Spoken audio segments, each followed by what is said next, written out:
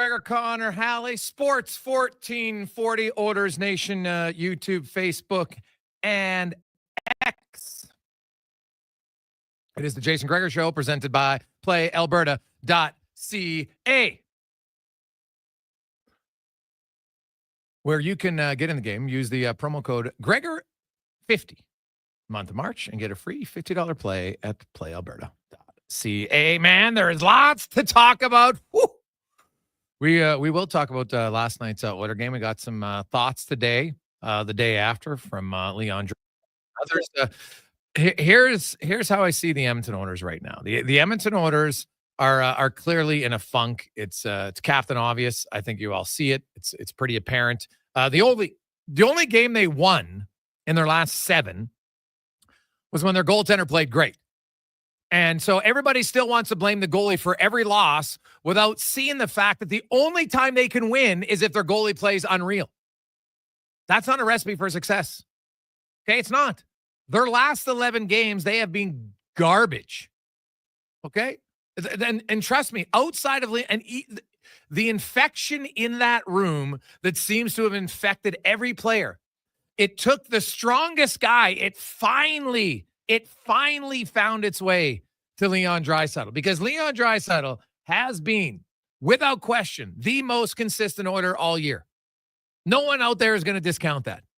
He's arguably the most consistent player in the league. But even he couldn't avoid the turnover infestation that has plagued this team now since January 30th. It's the only game all year that I could say Draisaitl was more of a negative impact than a positive. And that's why trust me, I have no issues with Leon Draisaitl. You know what? 2 goals, definitely on him. He talked about it today. I can't do it. And he's right. Sure. But that's where it ends. There should be 0 criticism of Leon Draisaitl. It's 1 game. You're going to have an off night every now and then? Fine. He had 1. And even in his off night, he still did produce 2 points, albeit both in the power play, but still, that's the only time. But the rest of this team has not been good. Goaltenders haven't been good, but all you hear is, well, it's the goalies. It's the goalies. You got to make a save. Did you not watch the game? Calvin Pickard stopped a breakaway 3 minutes into the game on a terrible giveaway. Is that not a big save? So he just has to make all of those saves, right? And go look at the first 4 goals in the first period. The only one you'd say, hey, I'd like him to have was the second goal. So now it's going to be 3-1. Okay, great. But let's blame the goalie, because it's always the goalie, right? And it's the same crowd. Oh, the goalie's the only person you can blame when they lose. How about in the last 11 games, Connor McDavid has been outscored 16-2, 5-on-5, 16-2. He has no points, 5-on-5 in 11 games. Connor McDavid. Now, if you want to look at expected goals over that time, do you know what the Oilers' expected goals against are? 26. They've allowed 31. Okay, so you know what? You want your goalies to make a few saves? That's valid. You can say you want your goalies to make a few more saves, but stop just repeating that it's only the goalies. Like, you're telling everybody you don't really understand it. I'm sorry. Well, I'm mad at the goalies, so every time they give up a goal, everything falls on the goalies. Not on the guys in front. We can have a giveaway right on the guy's stick, 4 feet in front of the net. No, goalie's fault. 4 goals on 8 shots. Yeah, not good enough. All right. So the goalie's got to make unreal stops because the guys in front of him keep turning the puck over. That's your solution. Go get John Gibson. He'll solve it all. He'll make every stop. Will he? Will he really? He's not even the starter in Anaheim. Are you sure he's going to make all the stops? He's not Kramer when there's a mugger. Okay, it's not where he is. The Edmonton Oilers are in a funk as a group. Goalie can play better, without question. But it's so lame and tired, and I'm sorry. If all you want to do is blame the goalie, you're not paying attention to what else is going on in this team right now, because it has not been good. And it's not been good for a significant period of time. Now, the good news is the Edmonton Oilers have shown in the past that they can pull themselves out of the muck, because they're in the muck big time. They're not ankle deep. They're not knee deep. They're like, They're rib cage deep in the muck, maybe even up to their shoulders right now in the muck because it has not been good. Even the games they won outside of the Carolina game, the two other wins came against Chicago and St. Louis in overtime where they didn't play great in either game. So the whole team has to look in the mirror. It's not just the goalies. It's old and tired. God, it's annoying. Well, it's the goalies. It's only the goalies. Yeah, well, you know what? The goalie made a bad save 3 weeks ago, so that's what matters. Goaltending didn't cost them the game last night. Entire team was brutal.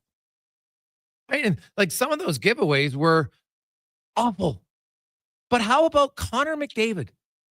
Do you know where Connor McDavid ranks in the orders in their last 11 games in scoring 5-on-5?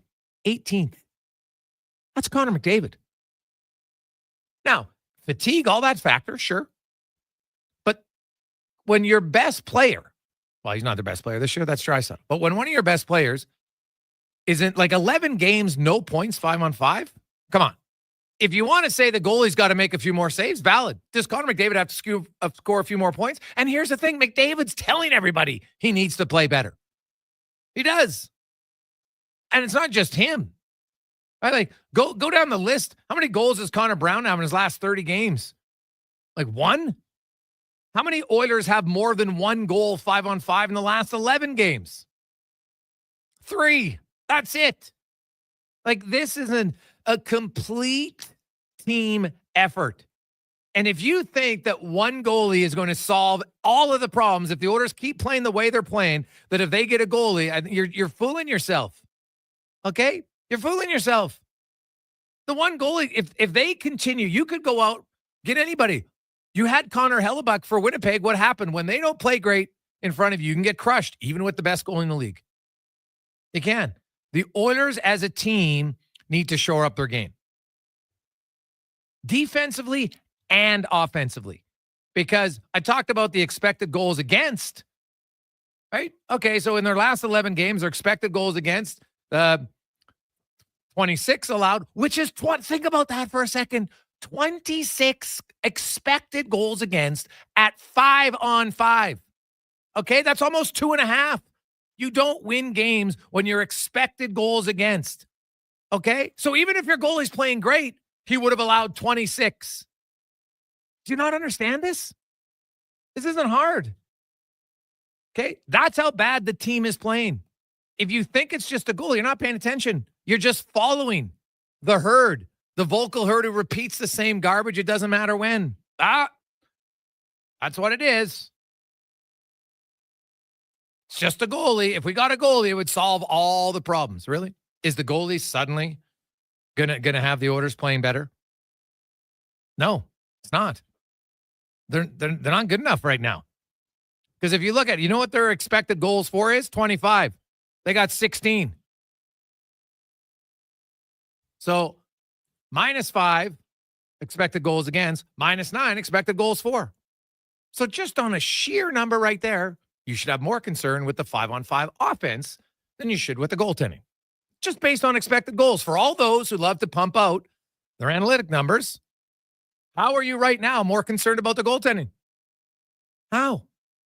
You can't be. It doesn't make sense. This team, that last night, their first 10 minutes was good, although their goaltender still had to make a great save on a breakaway on a terrible giveaway, and he did. And they're up. And then, bad giveaway, it's 1-0, right? Well, it was 1-1, sorry. Then it was 2-1. Now, that's a goal. Sure, I would like the goalie back. No question. 3-1, 4-1. And they were never in it. They were never in it. And so they got Montreal tomorrow, and they got an opportunity here as an entire group to wake up. From the goaltender out. Goalie plays better? Yes. You need it. Defenseman got to play better. Forwards got to play better. But stop with it's just the goaltender. It is asinine. Asinine if you think it's just a goaltender. So we'll get into that. Also, hey, man, Julien Brisebois, that guy is not afraid to take swings. I love it. You see the trade today? So he trades Mikey Esimont, a first-rounder in 2026, a first-rounder in 2027, and a second rounder in 2025. He gets Yanni Gord, and he gets Yanni Gord's a Penn UFA, and then he gets Oliver Bjorkstrand. So Yanni Gord goes back to Tampa, right? They know what he is. He's coming off an injury. And Julien BriseBois, is there a GM that takes bigger swings consistently in the NHL than him? No, there isn't. Not everyone works. But remember how many people mocked him for all the picks he gave up for Brandon Hagel? Do you know did any of the picks he gave up work out? Are any of them as good as Brandon Hagel? No, they are not. Now, the Tanner Jeannot one didn't work. But what about Steven Stamkos? Right? People are like, oh, geez, I can't believe they didn't match him. Is Gensel better than Steven Stamkos right now? That looks like a pretty good move. He's not afraid to make the bold moves. Right? He moved out Sergachev. Wanted McDonough back. Got in Moser. Look where Tampa Bay's at. Now, it helps when you have some skilled guys, right? You got Point, you got Kucherov, you got Hedman, you got Vasilevsky, and he keeps going for it. So Stan Bowman, who wasn't here on July 1st, because let's be honest, July 1st now, in hindsight, doesn't look good. A lot of people thought it'd be okay, but hey, I was one of them. I was like, hey, I thought Jeff Skinner could pan out. It's a good bet for 1 year, and it's turned out not be. I don't think it works out for me. I look at Jeff Skinner, I don't see how he helps you come playoff time. So I was wrong on Skinner working out. The organization was wrong. I didn't like that they didn't match Holloway. I said I would have matched Holloway. I wouldn't have matched Broberg, but I would have matched Holloway. But Stan Bowman now, I'm assuming he's the GM of this trade deadline. I'm assuming he's the GM of the next trade deadline.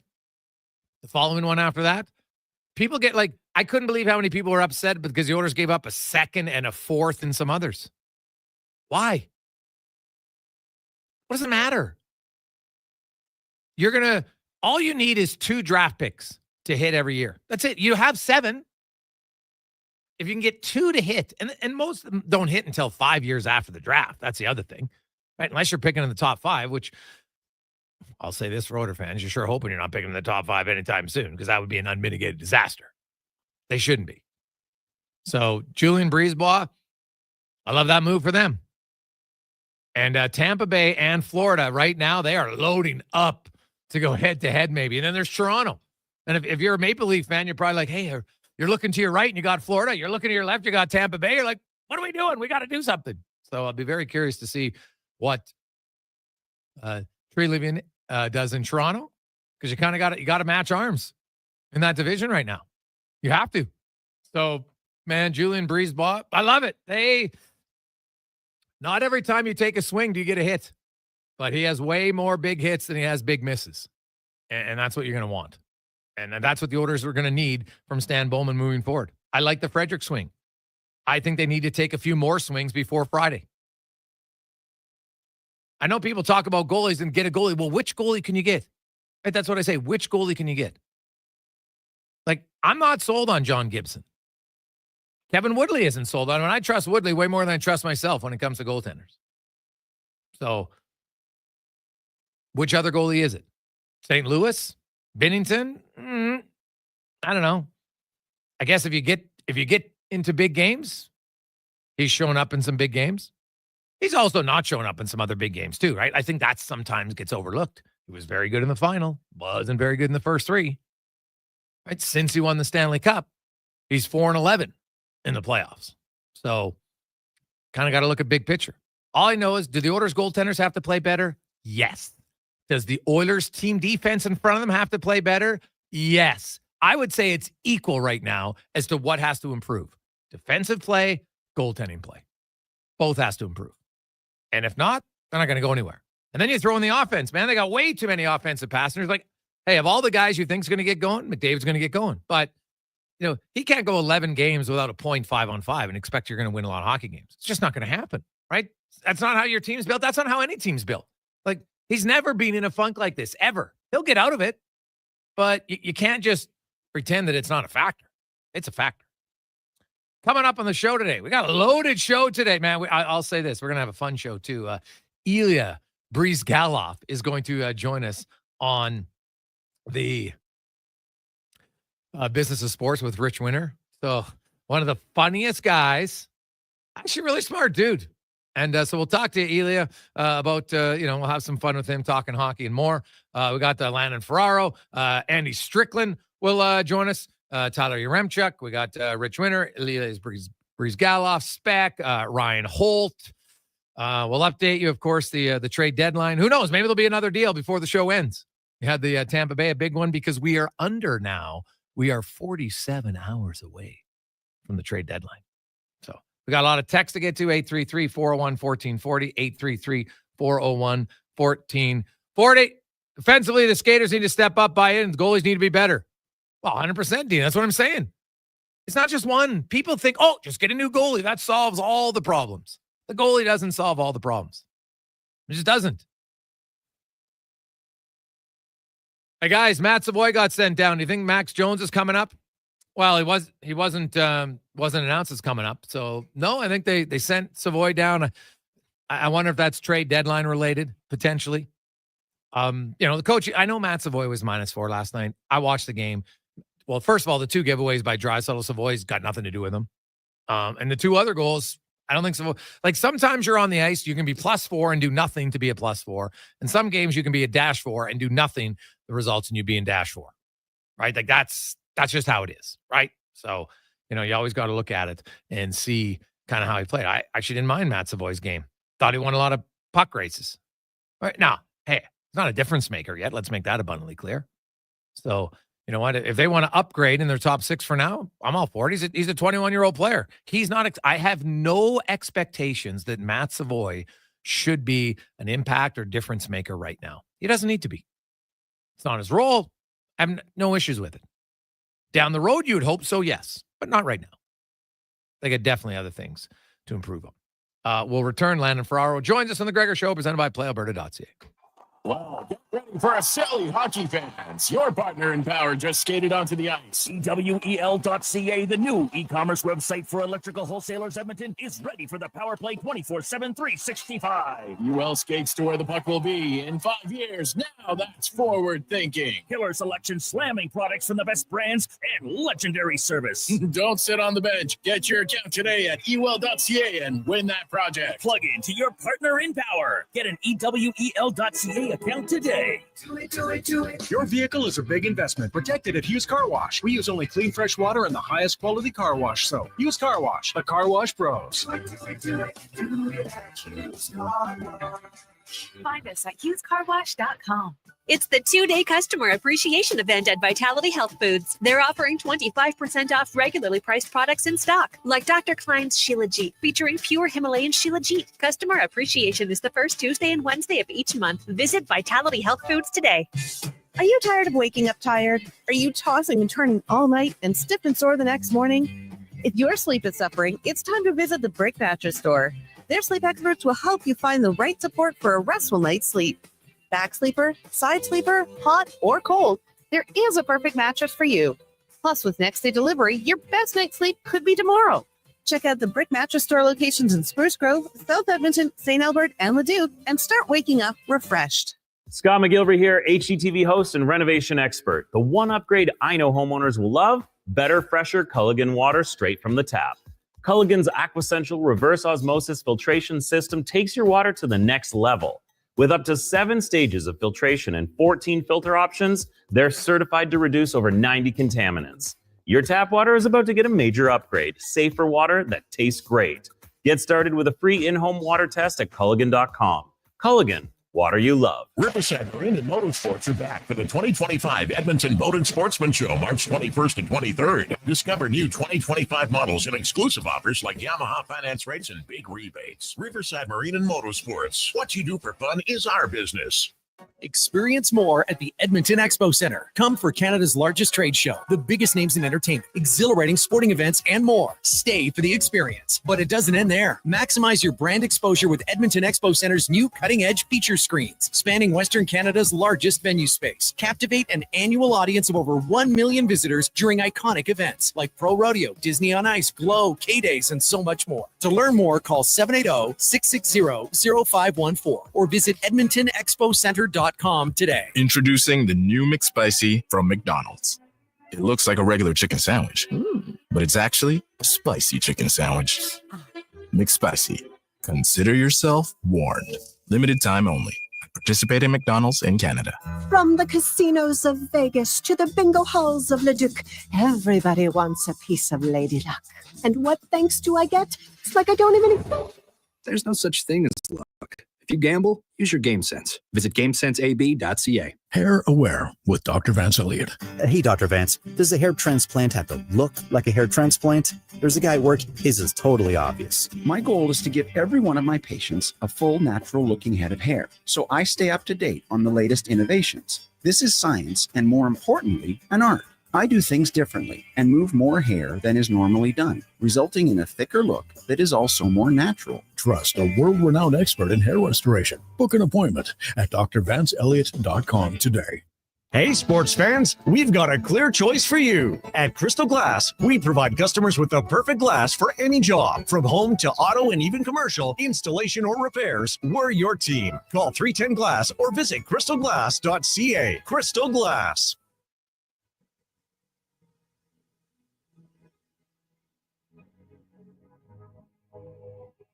Let's get down to business. Give you one more night to get this. We've had a million nights. Portions of this hour brought to you by Papa John's. Feeding a crowd, get the triple plate. 3 large topping, specialty, or 5 topping pizzas for only $54 when you use promo code 3play at papajohns.ca. The Jason Gregor Show, the best of Edmonton sports talk and beyond. This is Sports 1440. Presented by PlayAlberta.ca, Alberta's only regulated online gambling website.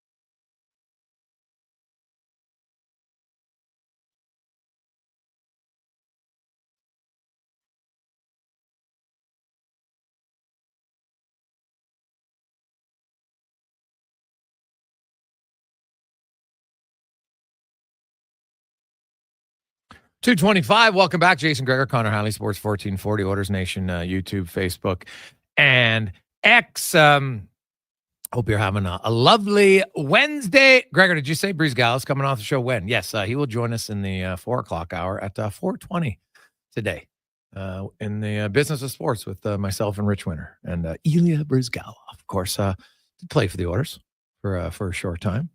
Had a long career in the NHL. Hope it's not a huge deal with the Philadelphia Flyers. Probably have one of the most memorable quotes from every NHL player. Why'd you have to be so mad? Oh God, that was funny. So we'll hear from Briz coming up today at 4:20. Let's go in the room now. Brought to you by Action Electrical. Reminding you, hey, take action on your savings. You've been thinking about it. Well, don't wait any longer. If you're looking to get solar for your home or your business, they can help you through, and they can show you all the ways to get the best rebates and deals and tax rebates from the government. ActionElectrical.net. Former NHLer, pre- and post-game analyst on Sports 1440, Landon Ferraro joins us. Landon, how you doing, my man? Doing pretty good. How about yourself? Well, I'm good. Hey, man, it's an exciting time in the NHL. There's lots of trades. It's going to be fascinating to see who gets moved between now and Friday, what other moves the Edmonton Oilers are going to make. To me, I look at the Oilers team right now, and hey, can goaltending be better? 100%. But their team defense is awful. Their last 11 games, just expected goals against 5-on-5 is 26. That's like 2.5 goals, 5-on-5 again. You don't win if that's what you're giving up 5-on-5. What do you see? Like, I see a lot of like individual giveaways and breakdowns as a main reason for some of the goals against. What are you seeing anything systemically that's leading to all of the goals against for the Oilers lately? Yeah, I mean, I would agree for sure in the sense of, excuse me, like it's individuals that are trying to get themselves going. And when you have one guy trying to do that and there's an extra turnover here or there, you can kind of clog that up behind them and try and keep it safe. But when you have, essentially your entire bottom six, trying to get moving, and it makes it tough. And then on top of that, you have, Draisaitl, who has clearly been unbelievable all season, has a game that wasn't quite up to his level. He still scores, but just making some poor reads and leaving the front of the net on one of the goals and things like that. So, there's so much that's going on. But to me, honestly, I think it comes down to speed up front with the forwards. They're struggling to get into the zone and get possession back. If the two big guys aren't out there circling the zone, it's really tough to really generate anything. So now you're chasing the puck everywhere, but by the time you get back to your own end, you're trying to sniff out the other way. The Draisaitl goal against that, he ends up going behind the net when there's already the two defensemen there. That's already one breakdown. But then because the two wingers are watching the puck as well, they let their feet kind of carry them outside of the house, away from the hash marks. And then before you know it, McTavish is standing by himself. So it's so much of individual, but then it's as a team. There's no backup right now is essentially what I'm saying. Yeah, okay. No, that's fair. Now, Leah, it's funny, Landon, I said off the top, the Oilers, the infestation of bad defensive play, it had bit everybody except Draisaitl until last night. That's how powerful it is right now, that it's gone through the whole room. It's like a virus, a bug that's gone around, and everybody's had it at different times. But Draisaitl, who's been the Oilers' most consistent player, arguably the league's most consistent player, he finally, he succumbed to it last night. Because I can't think of a game this year where Draisaitl, had a real tough night compared to last night. Yeah, no, for sure. And fair enough. He's going to have a game here or there that it's not up to what we've been so lucky to watch all season long in his brilliance on the ice. But the difference is generally when one of your big guys isn't going, the rest of the team can kind of pull the weight and make, kind of take care of that game. But for the Oilers right now, it's so much on the top two guys, and McDavid, he gets his goal last game and an unbelievable assist on the first goal, but he hasn't been great since he's been back from the Four Nations, and so it's all been sitting on Draisaitl. But he's going to have a game off. Honestly, I kind of think it's good that it all hit at once, and he took a -4, and hopefully he can just kind of shake his head at it and move on. Yeah, exactly. He's the one guy I probably wouldn't be concerned about right now for the Edmonton Oilers. But their overall team defense, it just hasn't been good enough. They got to improve there, but so does their offense, right? They've got 16 goals 5-on-5 in their last 11 games. You're not going to win any games where you're not even scoring a goal and a half a game 5-on-5. And a lot of that is, and it's a strange stat, but Connor McDavid's been outscored 16-2 5-on-5, and he has no 5-on-5 points in 11 games. It's almost unbelievable to look at that he has 11 consecutive games with no 5-on-5 points. Yeah, and it just doesn't make sense. Even when he's not at the very top of his game, he's still a very good player in the league. And for him to go that long is, a little different to see. But, as soon as he stepped out there last night, and this is, again, part of the reason why, this team, with all the troubles that do have, and we'll see what happens Friday or by Friday, but I still think this team can do something because, McDavid instantly is talking about how he needs to be better. And, we don't need to hear him say that. Everyone knows how committed he is, and yet he's out there and says it. And then Draisaitl has his game last night, and, one of his quotes is, my role is to provide offense, yes, but it's also to not be -4. One game bugs him. Yeah. And it almost, honestly, I really think that this can be something that gets the rest of the group a little more, I don't want to say bought in, because they're trying. It's not like they're just off on their own page, but to have their best player right now call himself out after one bad game. It's you look at yourself and you're like, okay, what can I do now? Because if he's saying that, I've got to respond too. Yeah. No, I would wholeheartedly agree. So I'm sure you've been on teams where it just, the coach has said they're fragile. Leon Draisaitl talked about, hey, I don't care if you're Montreal, you're Vegas, you're Tampa, you're Florida. If you play the way we've played, you're going to be a fragile team, right? Like he openly said, and fragile, I think people think about fragile, that means that they're never able to bounce back. But, when they're fragile right now, it's you make one mistake and then it just snowballs into a rat. Whereas before, if you make a mistake, because mistakes happen, maybe your goalie gives up a bad goal, maybe a defenseman makes a terrible play, maybe a forward makes a terrible play, but then the guys just move on from it. Right now, they make a terrible play and then they just compound it by another terrible play, as you mentioned with Draisaitl going behind the net, and then another terrible play after that, and it leads to goals against. Yeah, and I think for teams that aren't and haven't shown that they can be a good team, like even with some of the issues that this roster has, like they've shown multiple times this year that like they can be a very hard team to play against. When they buckle down, they can be a really good team. But if it's not there from the start, like you have to be able to, kind of push through some of it and just almost like you're trying to push past the fragileness in the sense of kind of what you were saying, like you make one mistake and when you're feeling good, you can just say like, yeah, I know I'll make that up. But when you're not going well, like you make the mistake and like you're kind of embarrassed going back to the bench. And then you're kind of got your head down and then the next guy goes and does it and then he doesn't want to pick it up. Like as a group, they don't need to get, like start throwing pucks around more, trying to make plays, but they need to get back to that. Yeah, we made the mistake, but I know my teammate's going to back me up. And then if it's the same for him, I can do it. Like you can feel when your teammates have your back. And right now there's just not enough guys that are going to be able to pull that along, if that makes sense. Yeah, no, that makes sense. Landon Ferraro joins us here on Sports 1440, Oilers Nation, YouTube, Facebook, and X.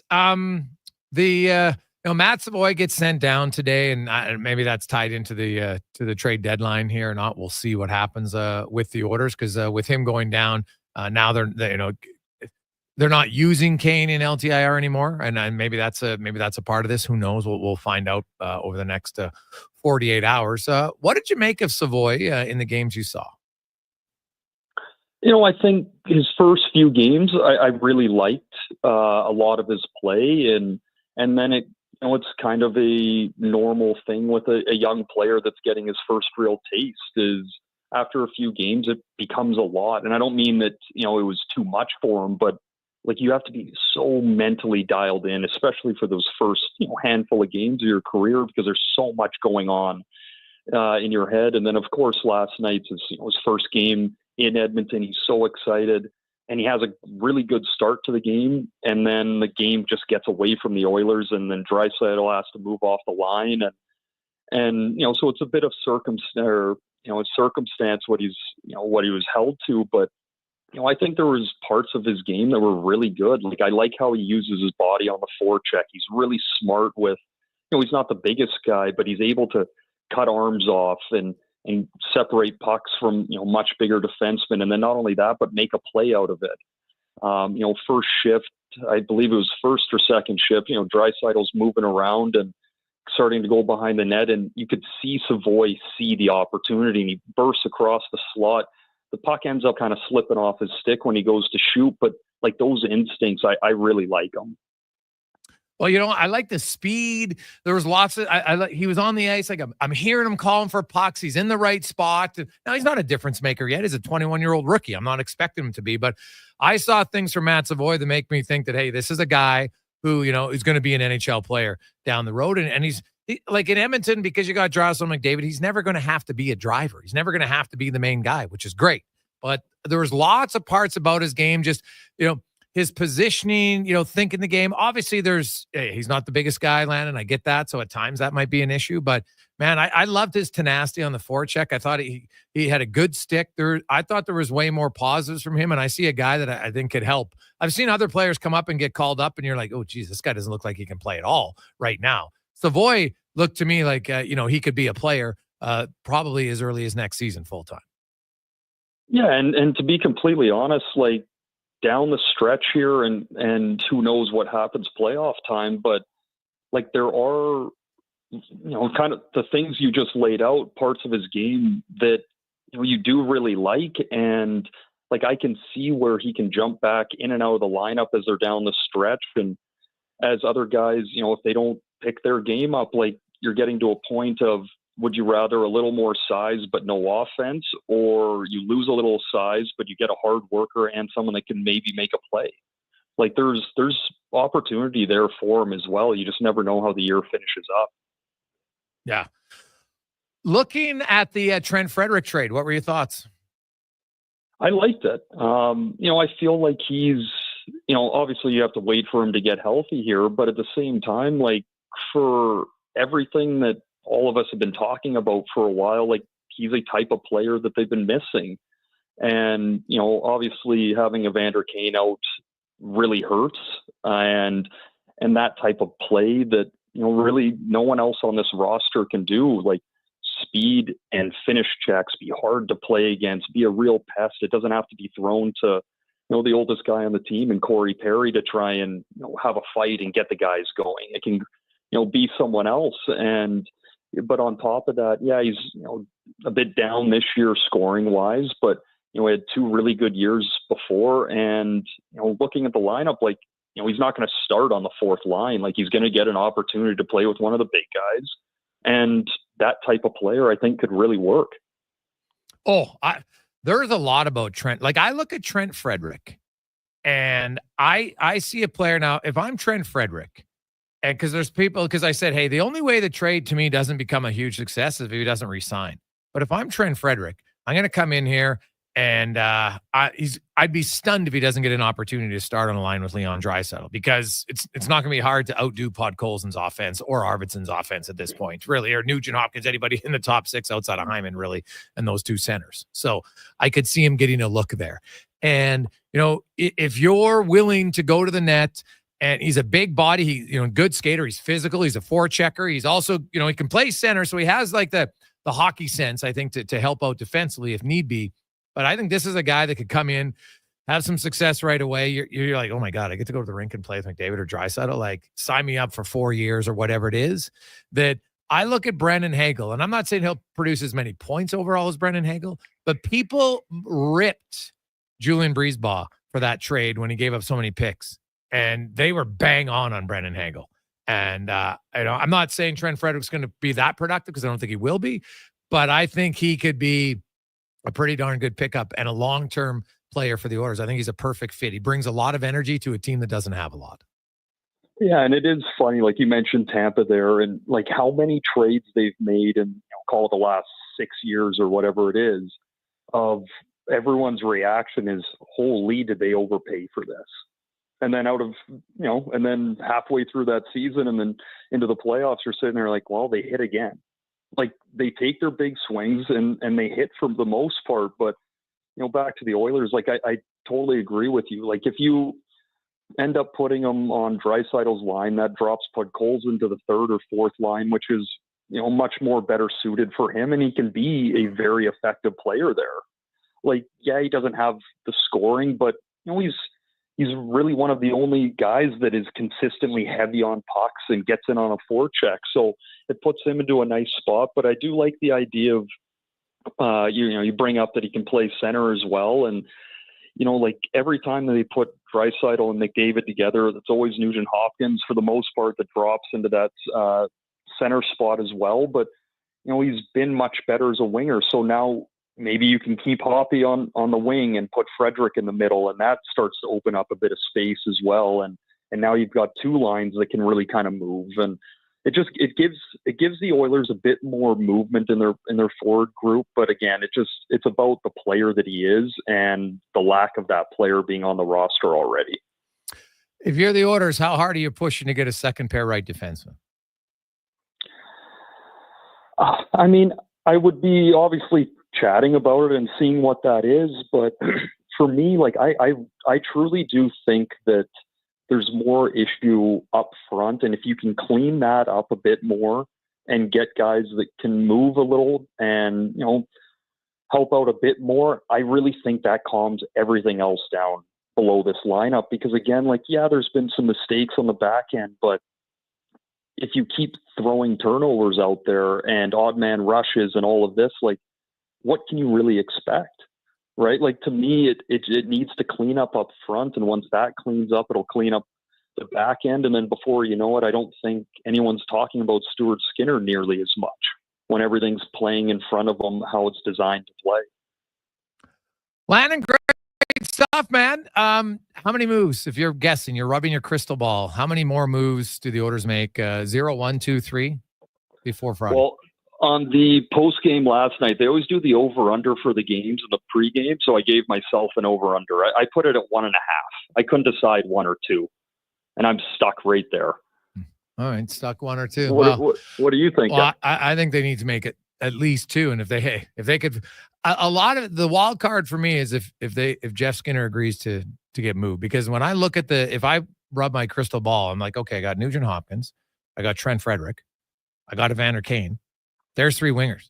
Now we need a 4th line left winger. Well, that's not Jeff Skinner's role. He doesn't kill penalties. You got Vasily Podkolzin, and you got Matthias Janmark. You got 5 left wingers that the coach plays ahead of him. So where would he fit? Like he wasn't in the lineup last night, and Frederick and Kane aren't ready yet. So I get that. You know what, you signed here, but you got a no movement clause, and another team might take a swing at him. We've seen other guys get traded before. To me, if you move him, that moves $3 million. Now you have even more access to make some moves, because I think they need a 4th, ideally a second pair right defenseman. I think they need a 4th line right shot center iceman. And, if they could get another scorer, that'd be great. I know a lot of people talk about goaltending, and I just don't see a realistic goaltender. Vejmelka's not on the market. I don't see Binnington on the market. And I personally am not sold on John Gibson. I don't think John Gibson, people, think, hey, bring in Gibson, him and Skinner will compete. He said blatantly, if he gets traded, he wants to be the starter. I know people think the competition's great. It is to a point. But goaltending's kind of a weird one. You either have to have 2 guys that are willing to split the duties like Swayman and Allmark did and be great about it, or you have to have a starter backup. You rarely have a backup who's pushing every day to be the starter, and it works. It just doesn't work for that position. Yeah, like you need that competition 100%, but you're right. Like with goalies especially, like, okay, I'll put it this way. When it's a 4th line player and you're battling with another 4th liner to get into the lineup, like it's easy to go in and just be so full of energy and just go start running around and try and create some havoc or, whatever your game is. But for a goalie, like as much as that competition builds and builds behind the scenes and in practice, like they can't go into a game and be over ready for it. Like that's when you see a goalie go into his butterfly, something comes to his chest and it ricochets out to the slot. Like they need to be loose. They need to be confident in themselves. So like, I do agree. You either need to have 2 guys that know that that's the case and they're good about it, or it needs to be 1 and 1A or, and a true backup. But with Gibson, it's tough. Like he's been in Anaheim for so long. You don't really know what it would look like in front of a better group. And at the same time, like, is it really, do you know that that's going to be a step up from what you have? Like, again, I don't think that the goaltending really is the issue here. I think that they've played pretty well, but at the same time, like the team just needs to clean up in front of them. They can't not give up a shot for 5 minutes and then give up a breakaway in a 2-on-1. Yeah. You need to be consistent. Great stuff, man. We appreciate it, Landon. Thanks so much for your time. All right. And enjoy the talk with Briz. I just want to throw out my favorite one. Okay. When he said the universe is so ginormously big, or no, it's so humongous big. Yes. That was the best. Oh, he was a classic. I can't wait to have him on at 420. It's going to be awesome. Yeah. Thanks. Man. Enjoy. Have a Appreciate good one. it. There you go. That's Landon Ferraro. Big news in the NHL. Wow. And does this maybe change things at the trade deadline? The New Jersey Devils announced Jack Hughes out, shoulder surgery. He's placed on long-term IR. Oh. Are they all of a sudden, would they move some of their defensemen? Because they've kind of been in free fall mode. They got a lot of defensemen. This could be very interesting. And suddenly the Devils could be sellers. And there'll be a lot of people looking to get their defensemen. Go look at their defensemen. They got some good guys. Now, they got some guys signed long-term. The one guy they don't have signed long-term is Kovacevic. He's a UFA, and he's going to get a big raise. He's been unreal for them. Montreal's regretting trading him. If he's available, he could be a good addition for the Oilers and a lot of other teams. So, spicy. We'll come back. Is Binnington available? We'll find out next on The Gregor Show, presented by PlayAlberta.ca. Play Alberta has hundreds of casino games right at your fingertip. Join thousands discovering why Fortune Coin is one of Alberta's most popular games. Fill your reels with golden coins, multiply your prizes up to 6 times, and turn good spins into legendary ones. Land the Fortune Coin symbol to win cash, trigger the jackpot, launch the free spins bonus, and watch as the dragon takes over your screen. New players get 100 free spins only on PlayAlberta.ca. Claim your offer today. Dang. Last season, you bought new clubs to fix your game. You spent the entire season trying to learn how to hit with your magic clubs. And guess what? Dang. They didn't help your game. Now you're convinced it's your swing, but it really is your clubs. Even though you were told the ones you bought were the best ever made, if they were, you would have gotten better. Every day at Fitted Golf, we continue to prove the right clubs make all the difference in the world. From beginners to pros, Fitted Golf makes all the difference. Yes, fittedgolf.ca. Oil Kings Hockey at Rogers Place is family fun that's second to none. And this Sunday afternoon, the team gives back to you. The Fan Appreciation Game is back, one of the biggest games of the season. Fans in attendance receive a scratch and win ticket with thousands of instant win prizes up for grabs. Plus, all the Family Fun Sunday face painting, bouncy castles, and Calmont Kids food combos for $10 or less. Edmonton Oil Kings, Swift Current Broncos, Fan Appreciation Game. Family Fun Sunday at 4. Great family entertainment at Rogers Place starts at just $20 a seat. Save on day of game pricing now at oilkings.ca. It's the 2-day customer appreciation event at Vitality Health Foods. They're offering 25% off regularly priced products in stock, like Dr. Klein's Shilajit, featuring pure Himalayan Shilajit. Customer appreciation is the first Tuesday and Wednesday of each month. Visit Vitality Health Foods today. When you live in northern Alberta, you need a vehicle that is built for this climate. That's the all-new 2025 Jeep Compass, and you'll find it at St. Albert Dodge. Now, what can I say? It's a Jeep. It's a 4x4, so it's totally at home driving on snow and ice. And it's got some great standard features like an 8.4-inch touchscreen, keyless entry, and heated front seats. As I said, Northern Alberta. And all starting from just $34,900. Head up the trail and see how easy it is to do business at St. Albert Dodge. Whether you're a craft beer connoisseur or more of a wine aficionado, there's always something new to discover at Sherbrooke Liquor, a unique family-owned independent liquor store. The selection, incredible. The non-alcohol section is also very impressive. Sherbrooke Liquor, expert, knowledgeable staff with a passion for unique finds. More than just a liquor store, we're a community. Alberta's best, the one and only Sherbrooke Liquor. Wine, spirits, and oodles of beer. Visit SherbrookeLiquor.com.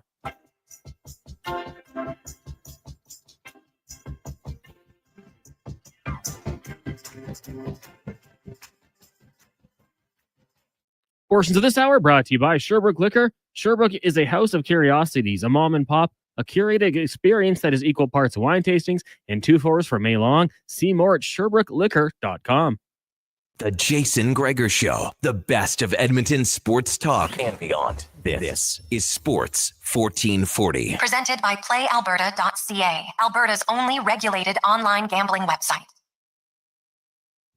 2:51. Welcome back, Jason Gregor, Connor Halley, Sports 1440. Let's get into our playoff report brought to you by your Alberta GMC dealers, where stop in right now because it is truck month at GMC. You can get 0% financing for up to 72 months on a 2025 Sierra 1500 Crew Cab Pro Graphite. See more at gmccanada.ca.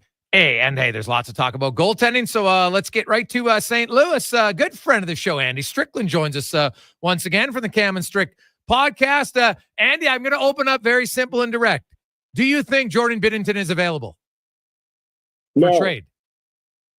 No. Okay. Let me put it to you this way. A year from now, that could be a different story. The summer could always be a different story. I think we're a year ahead of that. You know, just based on how he's playing, man, this guy's playing every single night. That would be a part of a much bigger hockey trade, which typically you would see in the summertime, Jason. He means so much to this team. And, you know, I think he's got some no trade protection as well. So it'd have to be the perfect situation for him and for the Blues to even consider that right now.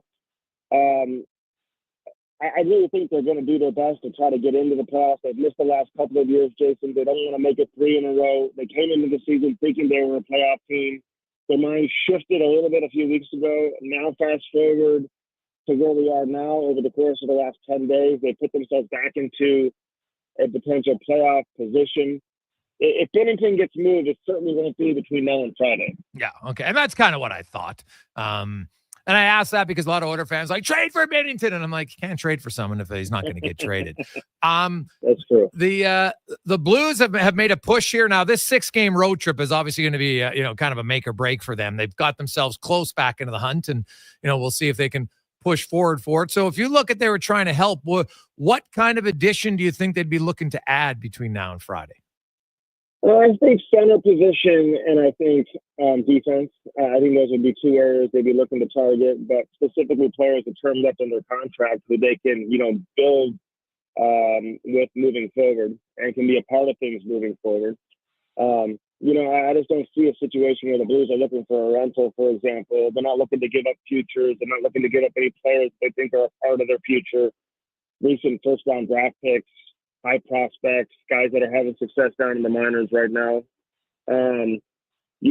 So, I mean, listen, and I apologize because so many text messages are coming in. I got to look at my phone, Jason, at the same time while I'm talking to you. Just kind of curious what's coming in. But I think that's what they'd be looking at. Listen, they want to, improve their group of defense moving forward. They've got, Theo Lindstein is a guy who, they drafted in the first round a few years back, who I think is the next wave of young player to come into the organization. They have Bussinger, Leo Luth, a couple of guys right now down in the minors right now who may be familiar names to our listeners. They may not be. I got a Matthew Kessler who's played some games this year, but they really don't have a whole lot within the organization right now that they can plug in and play, and be a part of the group on the back end. Tyler Tucker was the guy that was down there for much of the season. He's been up the last few weeks. They just signed him to a 2-year contract extension. But outside of that, I think they would need help from the outside. And, you look at guys like Oscar Sundquist and, Radek Fox said 2 guys that they're who play in the, forward group right now up the middle on their bottom 6. I think they'd like to get quicker in that area at the center position in their bottom 6 if they can. Braden Shen obviously is a man that's been out there. He's a second-line center right now. I mean, to move a guy like Shen, it's kind of what I'm talking about in terms of getting somebody in return who's got term left on their contract that could be a part of the team moving forward beyond this season. Because if you move Shen, he's 33 and he's got 3 years left on his contract at 6.5. If you're going to move him, you're looking to replace him relatively quickly, if not right away. And so what's the point of moving him if you don't have anybody coming back who you can put in there? Yes. Who's going to be at the very least as good as him, Yeah. I could see why some of those, Bennington's name was out there. Shen's name is out there because they're good players and teams want them, but St. Louis trades them away. They're not getting quality players in return. They're getting futures and stuff. And I don't get the sense from the Blues, they went out and, they got some young players via offer sheets this summer, and it's worked out really well for them. Obviously, I don't have to tell Oilers fans that, but, they all know what's going on with Holloway and such. And so they're looking to retool and they're trying to improve their team. My big question to you, Andy, is, and I don't think it's one that's going to be answered before Friday because of the trade deadline, but what's the long-term plan for that D-core in St. Louis? Who do you think they're going to try to move out? Because they just got too many guys. And are they expecting Torrey Krug to play again next year? I don't think so, to be honest with you. Okay. I mean, he's missing the entire season. I just don't think that he factors into the plans moving forward. And certainly not moving into next year. I mean, there'll be so much uncertainty surrounding him. I just don't expect to see Torrey Krug to play again in a Blues uniform. I really don't. That could always change. Who knows? I mean, you look at the power play right now, they'd love to have him, quarterbacking the number 1 unit. There's no doubt. You move on from guys like him and O'Reilly and David Perron and Vladimir Tarasenko. I mean, those are some big-time pieces to your power play the last handful of years that you don't have right now. So I would never close the door on that. But I would think that, a guy like Justin Falk could be in play, Nick Leddy in play, a couple of players that maybe they would look to move on from. Ryan Suter, obviously, who's 40 years of age. he likes it here. Now he wants to play another season. I think he came into this year thinking this would be his last year, but he's enjoyed it so much that he's kind of asking, where things are at internally here with the organization and kind of floating it out there that he would want an extension and stay here. He wants to be with a team where he's wanted. They've really appreciated what he's brought to the table. Broberg missed 12 games earlier this season. Letty missed a big chunk of the season. You mentioned they've been without Torrey Krug. So where would they be without Ryan Suter, who's been better than advertised for the Blues this season? He's played some real good hockey for them. And I don't think they shut the door on bringing him back, but he is 40. So you gotta make a deal that makes sense if they want to go back down that road. Lastly, and this has nothing to do with the Blues, but in the minors, in goal, you've got Colton Ellis and Vadim Zarenko, and they both played, now Ellis has played 7 more games, but Ellis has a .925 save percentage, and Zarenko has an .898 behind the exact same team. That's a pretty big difference. How high are they said? Is Ellis, somebody that maybe surprised them a little bit? Was in the East Coast League 2 years ago, and now, he got called up last year, and all he's put up in, and I know it's only 45 AHL games, but he's got a .924 save percentage in those games. Oh, he's been good, and they've liked him now for the last couple of years. You can't always read into a player or a goaltender being, in the East Coast League. Sometimes you're just trying to find the best spot where they can play. They had Joe Holfer obviously down in the minors at the time. He was playing a ton of hockey. They had Charlie Lindgren down there. I mean, this really wasn't a spot for him to get games in, and that was the best place for him to play in terms of getting some real live action and facing shots and we've seen goaltenders play in the East Coast. It doesn't mean they think he's an East Coast caliber goaltender, but that's the best place for him to play consistently. And listen, I think he's got an opportunity to certainly make a case for himself moving forward. As long as Binnington is here and Hofer is here, obviously there's no opportunity for him to play in the NHL. But in the very near future, they're hoping Hofer can kind of take the rope here and be the guy. So a little bit inconsistent here as of late. They needed him to be better the other night in Dallas. First periods have been tough for Joe Hofer, but we all know that he's got a ton of potential, and they still fully believe that he has number one goaltending potential. But I'm not so sure they move on from Jordan Binnington until they know that they're 100% secure in Joe Hofer taking the reins moving forward. Andy, as always, buddy, great stuff, man. I appreciate it. Enjoy it. It's going to be a fascinating next 46 hours leading up to the trade deadline. Hey, enjoy Trent Frederick, a good St. Louis boy. Oh. I've seen him play for the team as a little kid. Buddy. He's going to give some of those big dogs a little extra time and space. You guys needed some size up there. A little bit of what he brings to the table in terms of the fearlessness, with the ability to make a play offensively too and put the puck in the net. He's got the skill to go along with it. And I'm looking forward to see how he looks once he's plugged in there and he's healthy enough to play. Andy, I've been pushing for months. That's the guy they should get. I think that's a fantastic trade for Edmonton. And if they can get him in there and he has success, he's a guy I'd push hard to re-sign because I think he'd be a great fit for a while in Edmonton. You need some energy guys with some skill, and he has both. No doubt. There's going to be a lot of competition for him in the summer, though. They better get him locked up before July 1. Yeah, no, that's totally valid. I agree, because there's not a lot of guys like him. Totally fair. Andy Strickland joins us as always, man. We appreciate it, buddy. Thanks, Jason. Take care, man. We'll talk soon. You betcha. That's Andy Strickland from the Cam and Strick podcast. He's tapped into the St. Louis area, and I'm telling you, Oiler fans, like some people online, who? And I'm like, it's okay if you don't know players, but I never understand the who. Well, if you can't take 2 seconds to figure out who Trent Frederick is, then maybe it's best to say nothing. But I think Trent Frederick is going to be very popular amongst Oiler faithful in a quick period of time. Because he's a player who can impact the game in games when he doesn't score. And right now, the Oilers don't have a lot of those guys. Like, you look after their big dogs, how many of their other guys are impacting the game when they're not scoring? Well, a lot of them aren't scoring. Are they impacting the game? Not a lot. He can be an impact player when he doesn't score, and that's important.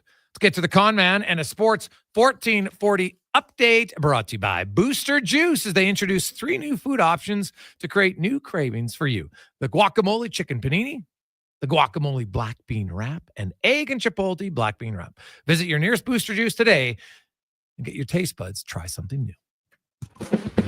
This is the Sports 1440 update. Big news out of Jersey as the Devils announced Jack Hughes underwent shoulder surgery today and will be placed on LTIR. He is expected to make a full recovery and be available for training camp next year. The Tampa Bay Lightning acquiring forwards Oliver Bjorkstrand and Yanni Gourde from the Seattle Kraken. Seattle gets first-round picks in 2026 and 2027 that are top 10 protected. A second-round pick in 2025 that had previously belonged to the Maple Leafs.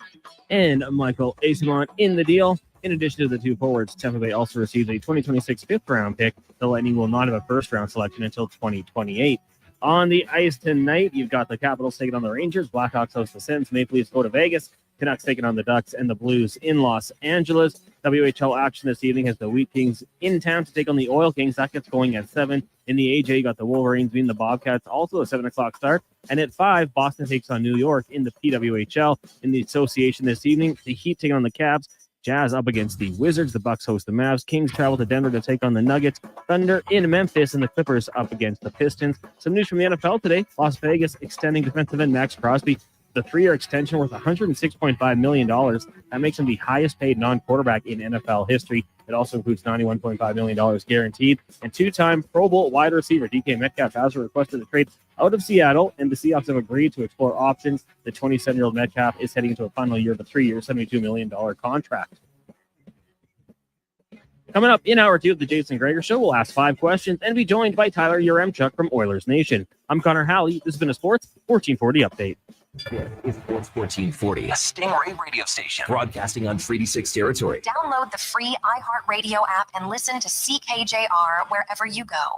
At Leading Edge Physiotherapy, we believe in the wisdom of Patch Adams. Treat a disease, you win, you lose. Treat a person, I guarantee you'll win no matter what the outcome. We don't treat conditions, we treat people. From personalized treatment plans to compassionate care, we're committed to helping you achieve your goal. That's why hands-on techniques, unique technologies, and a commitment to hiring amazing people mixed with friendly, fun neighborhood environments. And ta-da! No, it's not magic. It's about being human. Sometimes being human hurts, but life shouldn't hurt. LeadingEdgePhysio.com. The job isn't done until the last load is hauled, and having a semi-trailer out of commission is not an option. Whether replacing or adding to your convoy, Edmonton Trailer has a huge inventory of new and used semi-trailers, trusted by the gravel, logging, oil field, fluids, and freight industries. Find a trailer right for you online or at one of their 3 locations. For sales, service, parts, rental, and finance, when you're in it for the long haul, Edmonton Trailer. Introducing the new McSpicy from McDonald's. It looks like a regular chicken sandwich, but it's actually a spicy chicken sandwich. McSpicy. Consider yourself warned. Limited time only. Participate in McDonald's in Canada. Attention drivers, it's the midwinter tire clearance sale at Fountain Tire. Right now, you can save up to 20% off all in-stock winter tires. That's right, premium brands, unbeatable safety, and incredible savings. But don't wait, this sale ends March 8th. And once they're gone, they're gone. Contact your local Fountain Tire for complete details. There's one. And another. No, not spring flowers yet, but rather huge deals. It's GMC's Truck Month at Wolf GMC Buick. Nab 0% financing up to 72 months on our most popular Sierra half-tons, or massive discounts starting at $8,000. Choose your truck from a great selection, like the fabulous all-new Canyon, right up to the trailer-hauling Sierra HD with the industry-leading Duramax diesel. Spring into Wolf GMC Buick today and snag your truck, and see the savings at wolfgmcbuick.com. Okay, how about you give us your star winger for a bag of pucks? What if I throw in some Will Hawk beef jerky? Yourself a trade. With Will Hawk beef jerky on their side, the Alberta teams definitely have an unfair advantage this trade deadline. Pick up some today and use it for trade leverage in your fantasy league. No way, man. It's way too good. Will Hawk beef jerky, only available in Leduc. Get yours today, because you don't win trades with salad. Mr. Ruther checks off his bucket list. Skydiving is tops on my list. I want to go to Bali. What's at the top of your bucket list, Mr. Ruther? Definitely the Rubbermaid H2864R. It has 14 quarts of capacity with a spill-free pour spout and a corrosion-resistant handle. Wow, what a bucket. You know that a bucket list isn't a list of nice buckets, right? I do. That's how good this bucket is. For a plumber with buckets of plumbing passion, call Mr. Ruther. Explore Internet just got 10 times faster. 5G Ultra brings incredible speeds to homes in rural and small town Canada. Upgrade today at xplore.ca.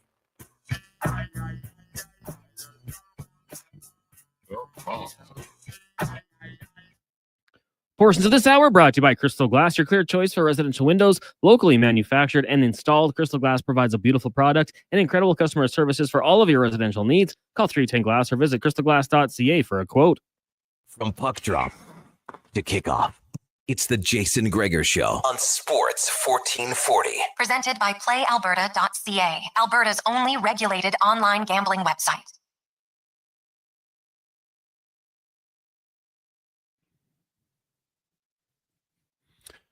Starts at 3 o'clock.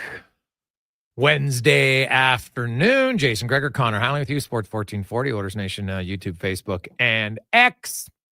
We got Ilya Bryzgalov coming up at 4:20 in the Business of Sports with myself and Rich Winter. That should be an entertaining interview, I'll tell you that. Also, the big news in the NHL. So there's the big trade. Welcome back. It is the Gregor Show presented by PlayAlberta.ca. Alberta's only regulated online gambling website where 100% of the revenue stays right here in the province at PlayAlberta.ca. And of course, it is Lotto 649, $24 million for the gold jackpot tonight. Good luck.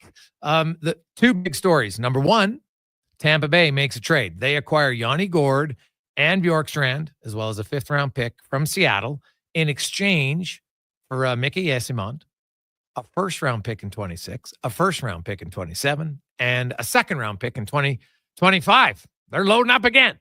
Florida loaded up. They're loading up. Man, that is going to be an one of those two teams isn't getting out of the 2nd round. Right? It's tough, man. Like that's what's great and hard about the NHL playoffs. Right? There's lots of good teams. And there's going to be lots of teams making some moves here at the deadline. And it doesn't even mean the move didn't work. It just means that, hey, you might lose in 7 games. You might lose in double overtime. Does that mean you played poorly? Not really. It's just going to be tight. So Florida and Tampa. Now we'll see. How does Toronto, who's currently leading the Atlantic Division, how do they respond? Because make no mistake, I think they feel like, geez, you know what? Hey, maybe we were better than them up until now, and they're tied with Florida in points, and they're 3 up on Tampa. So it's not like they're like crushing them by any stretch. I think they have the same regulation wins. I think it's 31-31. Florida might have 32. I'd have to double check, but they're all super close. So what does Toronto do? I think they got to add something, do they not? So it makes it highly entertaining. Highly entertaining. A lot of texts flying in, 833-401-1440, 833-401-1440. Hey, Gregor, are you worried about Klingberg? I was looking at his skating on NHL Edge. Last year, top speed was 21, didn't have any high bursts, even over 22 miles an hour, only 5 over 20. This year's top burst so far has only been 19.9 and 0 bursts, even over 20 miles per hour from Eric. Yeah, Eric, I think it's totally valid. Totally valid. I think they signed Klingberg, took a chance. It didn't cost him anything, right? Gave up no assets. And I would say right now, I think you have to look to upgrade the second pair right defense. I don't think that Klingberg is, I know he hasn't played much, and maybe in another 20 games, he could get better, maybe. But that's different than a guy who played well, and then hit a little bit of a dip, and then you're like, hey, he can bounce back. Will he ever get to speed again coming off the surgery? I don't know. It might take a while. And Edmonton, I don't think they have that luxury. So I would be looking to upgrade on the right defense. And the other big news in the NHL might lead to a possible upgrade because the New Jersey Devils have placed Jack Hughes on, he had shoulder surgery. He's on LTIR. Looks like he's done. Like that's obviously brutal news for the New Jersey Devils. And, but could that potentially alter how they look at things, right? He's done for this year. He's not coming back. He's not playing the playoffs. So the Devils are currently in a playoff spot. They're in 3rd place in the Metro, but they're only 4 points up on Columbus, and Columbus and the Rangers, who are 6 back, and Detroit, who are 6 back, they all have 2 games in hand. So the Devils, who weren't playing well with Hughes, would they consider selling? Because look at their back end. If you're an Edmonton Oilers fan, all of a sudden you look at New Jersey and you're like, right shot defenseman, Brett Pesce. Now, he just signed his contract and he's got another 5 years after this at 5.5, so probably not. You have Seamus Casey. He's a young guy. They really like him. You know, you got Simon Nemec, young guy. They really like him. Then they've got Jonathan Kovacevic, who they acquired from Montreal for basically nothing. And he has come in and he has been outstanding for them. Now he's gonna get a big raise. There's no question about it. Like he has been great on their back end for them. So do they look and say, hey, maybe we can cash in right now and get a pretty good return for a guy that we might not be able to sign because we already have a lot of other young guys that we want to play. Right? Like Kovacevic is a really quality second pair defenseman. Big, like he is. What is he? 6'5"? Like he is huge, and like 225. Oh, those like big mobile defensemen like that, sign me up. And if you could get him, oh, you kidding me? That would. I think that would improve. But I tell you right now, Edmonton wouldn't be the only team calling. I think a lot of teams are going to look and say, "Oh, Jack Hughes is gone. Kovacevic suddenly available." You're getting Fitzgerald on the line right now. Right now. So we'll see. Hey, guys, definitely a disappointing season thus far for the Oilers. Their changes to chase the cup have not much to improve the team. In the most simplest terms, the Oilers become old and slow. As it stands presently, they'll have a difficult time getting past the first round. I think the Oilers are not playing very well right now. I think the Oilers had a stretch where they played very well. I do agree with you. I think they are slower than they have been in the past.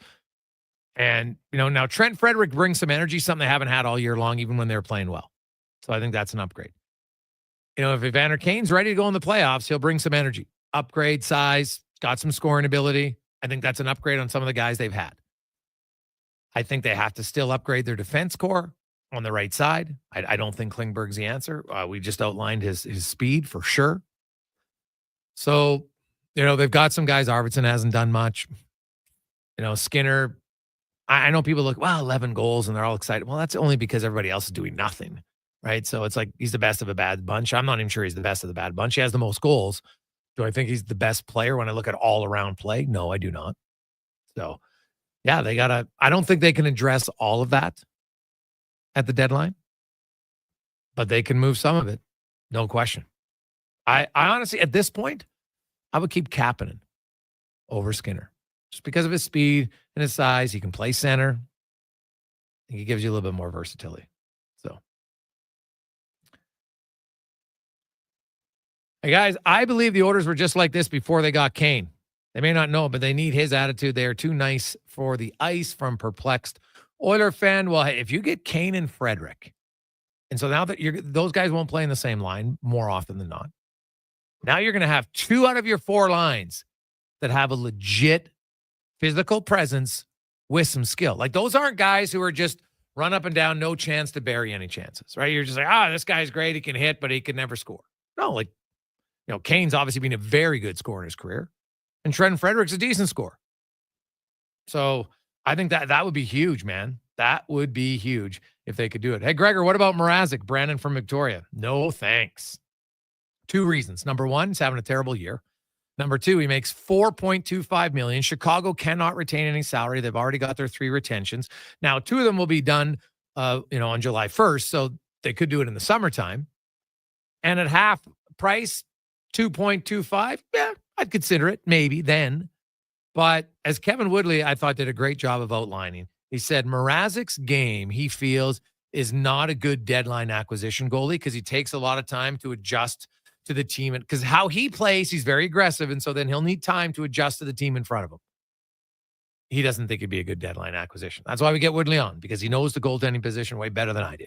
So I'm going to say a big no for Mrazek. Hey, Greggs, I love your passion. How about go get Alexiak for Klingberg a pick, throw in Skinner, whatever. Alexiak's big. We should do it. From Garrett, man, Jamie Alexiak, I'd be all over it. He can play the right side. I know he's a lefty, so it's not an ideal because it is a guy playing his offside, but to me, it doesn't matter. He is huge. Could you imagine him and Darnell Nurse as a pair? Right? They can play all the tough minutes. Ekholm and Bouchard, Like, and the other thing is, like, they might just have to give Matthias Ekholm off a week here. Like, he got sick at Four Nations and he just hasn't been able to get over it. He didn't skate again today. He's questionable for tomorrow. So yeah, you bring in Alexiak, but him and Nurse, because of their size, skating for Nurse, Alexiak's not a bad skater at all. Like, they could log a lot of minutes for you, a lot. So I'd be doing. Hey, Gregor, Nugent Hopkins is older and not as fast or swift like Jeff Skinner. I would strongly disagree. Nugent Hopkins is getting older, yes. He is, I think, only 1 year younger. Skinner was a 2010, Nugent's a 2011. So age, but if Nugent Hopkins is a very smooth skater, always has been. He isn't an explosive burner, correct? But he's a much better skater than Jeff Skinner. I will pull up their skating speeds, and I'm gonna look at Nugent Hopkins very quickly while I'm doing this. Nugent, and I could go year by year, but I'll just do it off of this year. But I know that Nugent Hopkins is a better skater than Skinner. So Nugent Hopkins is 73rd percentile of skaters at top speed at 22.51. Now he doesn't fly up and down the ice. That's valid, right? He's only in the 60th percentile when it comes to speed bursts over 20 miles an hour. But then I look at Jeff Skinner. So keep in mind, top speed puts him in the 73rd percentile, 22.71. And now we'll look at Jeff Skinner here.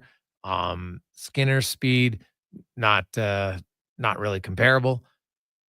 Just waiting for it. Sorry about the delay.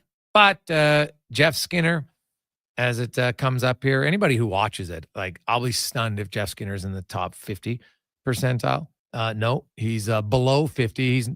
He's at 21.96, and he's below 50 in speed bursts over 50. So, yeah, not a surprise. He's not even in remotely the same category. Doesn't kill penalties. He's not as good of a pass. Like, watch how quickly Nugent Hopkins passes the puck. That's the biggest difference in their game. I don't see much comparison. Skinner, when he was at his best, he's a much better shooter, much better finisher, no doubt. But as a skater, not even close. Playmaker today, effectiveness today, and Nugent can play better. Don't get me wrong. But I've been saying this for like 5 years. Nugent Hopkins has never been a really good 5-on-5 player. I don't expect him to be a big 5-on-5 player because he's never been one. So at some point, Nugent Hopkins, maybe as early as next year, I think will be a third-line player in the Oilers. But they need a left winger to play with McDavid who moves in the puck quick. Now, if he has better shooting ability, all that great. But that's the one thing that Nugent Hopkins does well. And that's why the coaches play him there. And if you just watch the small little plays he makes, he's very good at getting McDavid the puck consistently on his tape. And I know it might be a skill set that gets overlooked, but it's super important. Just watch it in the next game. I think you might be surprised. When we come back, we'll talk trade deadline, the Oilers, and much, much more on The Gregor Show, presented by PlayAlberta.ca. We'll keep the text coming in, 833-401-1440 in our eWell inbox. Play Alberta has hundreds of casino games right at your fingertip. Join thousands discovering why Fortune Coin is one of Alberta's most popular games. Fill your reels with golden coins, multiply your prizes up to 6 times, and turn good spins into legendary ones. Land the Fortune Coin symbol to win cash, trigger the jackpot, launch the free spins bonus, and watch as the dragon takes over your screen. New players get 100 free spins only on PlayAlberta.ca. Claim your offer today. You got a go-to coffee spot, a trusted barber, even a lucky game day jersey. But when it's about looking your absolute best, there's only one name you need: Mr. Dirk. Family run since 1939, we're experts in crafting impeccable tailor-made suits and offering a wide variety of everyday styles. Pair that with personalized one-on-one fittings and the convenience of on-site tailoring. Mr. Dirk elevates your style game. Visit our Edmonton store or explore MrDirk.com. Score big on style with Mr. Dirk. Introducing the new McSpicy from McDonald's. It looks like a regular chicken sandwich, but it's actually a spicy chicken sandwich. McSpicy. Consider yourself warned. Limited time only. Participate in McDonald's in Canada. Introducing the new McSpicy from McDonald's.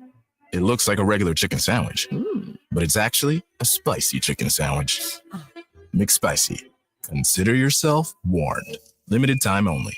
Participate in McDonald's in Canada. I'm Colin Livingston, president of Cantork. Since 2016, we've been at the forefront of hydraulic torque wrenches in Canada. I'm delighted to share our latest venture, in-house production for quicker turnaround, superior quality, and heightened versatility. Experience excellence at cantork.com. Blue Jays fans, are you ready? Spring training is here. And every Sunday at 11 a.m., Sports 1440 carries Blue Jays baseball. Put yourself in Florida, in the heat, in the stands, having a cold one, listening to Sports 1440.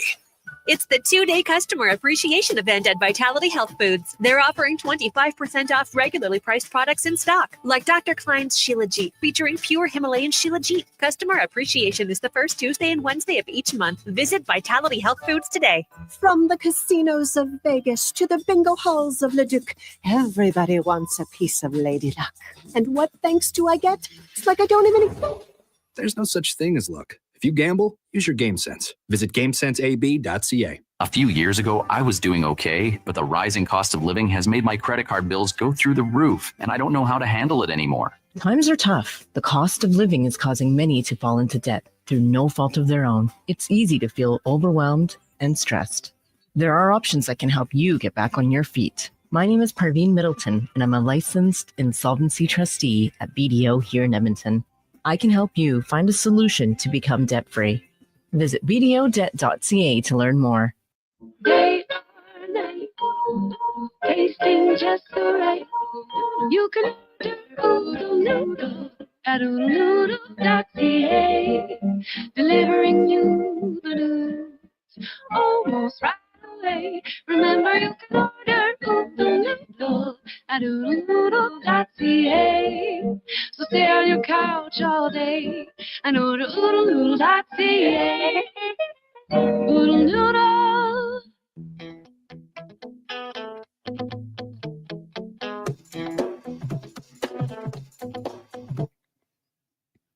Portions of this hour brought to you by Papa John's. Use promo code Gregor and get 20% off your order all day, every day. That's a promo code Gregor before entering your order at papajohns.ca. Tricks, touchdowns, and home runs. Get it all with the Jason Gregor Show on Sports 1440. Presented by PlayAlberta.ca, Alberta's only regulated online gambling website.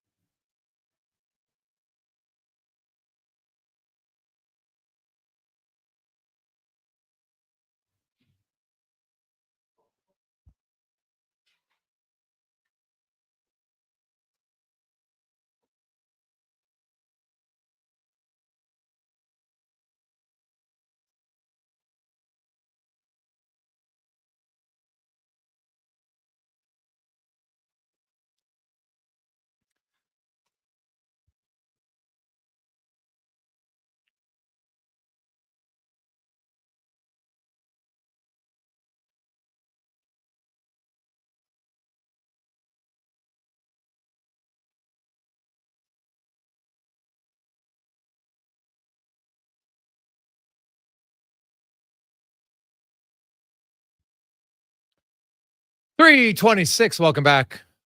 Jason Gregor, Connor Halley, Sports 1440, Oilers Nation, YouTube, Facebook, and X as we roll through. Man, it's a busy time in sports. There's lots going on. If you missed it, Jack Hughes done for the year. LTIR. He's got shoulder surgery. They're hoping he'll be ready to go by training camp. So a big blow to a New Jersey Devils team that was starting to slide a little bit here. So all of a sudden, does that change their plan at the deadline? They got some good defensemen. They got a few good right defensemen. Kovacevic, because they got some young guys that they like. Could Kovacevic now? We had some people say, "Hey, Gregor, Siegenthaler makes him look better." Yeah, maybe he might. Did Ekholm help Bouchard at times? Sure. Still got to be a pretty good player to play there all the time, right? Because if Kovacevic. I know Siegenthaler missed 8 games, and in those games, people are like, "Oh, he was terrible." It's 8 games. Is that a big enough sample size? I don't know. I didn't even look to see who he played with, in that time. But I would I would have a lot of time for Jonathan Kovacevic if I was 6'5", 220-pound defender. You play him with Nurse. Now there's Jamie Alexak. There's some other guys. I think Edmonton. I would look at the second pair right defense as the biggest need on this team at this moment. That's really people. Hey, Gregor, what about the goaltending? As I've said before, Binnington's not available. Veg Milk is not available, and I'm not sold that John Gibson's clearly the best answer. He's not the starting goaltender on his team right now. He's been injured. He hasn't played a playoff game since 2018. He hasn't won a playoff game since 2017. Like I'm not sold that that's a clear upgrade for your team. Kovacevic and Alexiak, clear upgrades for your second pair right defense. Clear upgrade. I don't think there's a debate. And so to me, that makes your team better. Let's get to the oil report brought to you by Volvo Cars Edmonton. You can lease a 2025 XC90 plug-in hybrid from 1.49%, and you can save an additional $5,500. Great vehicles, better service at VolvoCarsEdmonton.com. As we welcome in Tyler Yaremchuk. Ty, how you doing? I'm doing good, Gregs. I love the Kovacevic talk. Could the Devils be a sneaky seller? Hamilton, Pesce, Seamus Casey, Simon Nemec, they have 4 other right shot guys that they could play if they trade Kovacevic. I think this makes a lot of sense. Well, it all depends on return too, right? And then, do they like their young guys better, right? Like Kovacevic is their top 4 defenseman right now. And so do they like their young guys to say, hey, okay, we get rid of Kovacevic, but does that make us worse next year? Because last year they went with youth and it did not work. So, I'd be curious. I wonder, are they willing to do it? What's he going to get on the open market? Like, he doesn't put up huge numbers, and numbers do make you get big money. Now, his time on ice does matter for defensemen. I've talked to a lot of agents. We've talked to Rich Winter and others. So TOI does matter. But for Edmonton, for sure, it's suddenly, there's a guy that you thought no one was going to trade for because they were going for it. But with the Luke Hughes injury announcement, all of a sudden, it might be a possibility. Well, yeah, and it's not like this is a team that's sitting top of their division by 10 points, and it's like, okay, you take away Jack Hughes, we still have a really good fighting chance. Like, you kind of mentioned it before I came on, but, they've been trending down since December, January. It's been a couple months now where Devils fans have had legitimate concerns about where their season's going. So, again, I don't think they're punting on the season. I had people tweeting me being like, go get Jacob Markstrom. Like, no. The Devils are not going to go that far and start trading off key pieces, but I could see them maybe now being a team that, hey, if they want to go add a centerman with term that they can, help them cover for Hughes, but be able to help them down the line as well, maybe they just look for some other ways to stock the cupboards at the same time. I think they could do maybe a bit of both. Yeah, definitely a possibility. Well, now here's the thing. Stan Bowman wouldn't be the only GM was like, hey, you know what? I bet you that Kovacevic guy might be available. There's lots of teams looking for right defensemen. So this, you know what? I could see New Jersey maybe getting a lot of offers and everything comes down to the wire. And suddenly here we are, 45 and a half hours from the deadline. So I'm sure there'll be lots of more phone calls, and old Tom Fitzgerald's phone's going to be going off quite a bit because there's just not that many guys available. Would you take Kovacevic over Alexiak? I think for me, that question definitely comes down to cost. I really like Jamie Alexiak, and is he going to maybe cost you a first-round pick because he has term? And if the Kraken are willing to retain money, the only way I'm comfortable parting with the 2026 first-round pick if I'm the Oilers is if I get a guy in return who a year from now when I'm sitting at the deadline, I can point to and say, hey, at least we still have him. So if it's a first for Alexiak or a second for Kovacevic, I think the conversation's interesting, but just purely based on the quality of player, I think I would definitely rather have Jamie Alexiak on my team. Even though he's a lefty, he's not maybe as perfect of a fit on your depth chart. I think, again, Alexiak has some experience playing both sides. Brett Kulak could flip over. I think Alexiak's a better defenseman, but again, the acquisition cost could change my answer on that. Tyler Yaremchuk joins us. When you look at the orders, Ty, to me, the virus that is giveaway-itis, turnover-itis, has impacted a lot of the players on this team. And the one guy who, it's like, everybody in your household's sick, and somehow mom or dad, one of you avoids it. And you're just like, this is amazing. I got the best immune system. I didn't get sick. Well, Leon Draisaitl was that guy until last night. And that's how much the struggles are for the Oilers, that even the most consistent player all year, arguably the most consistent player in the NHL, finally for one night couldn't avoid it.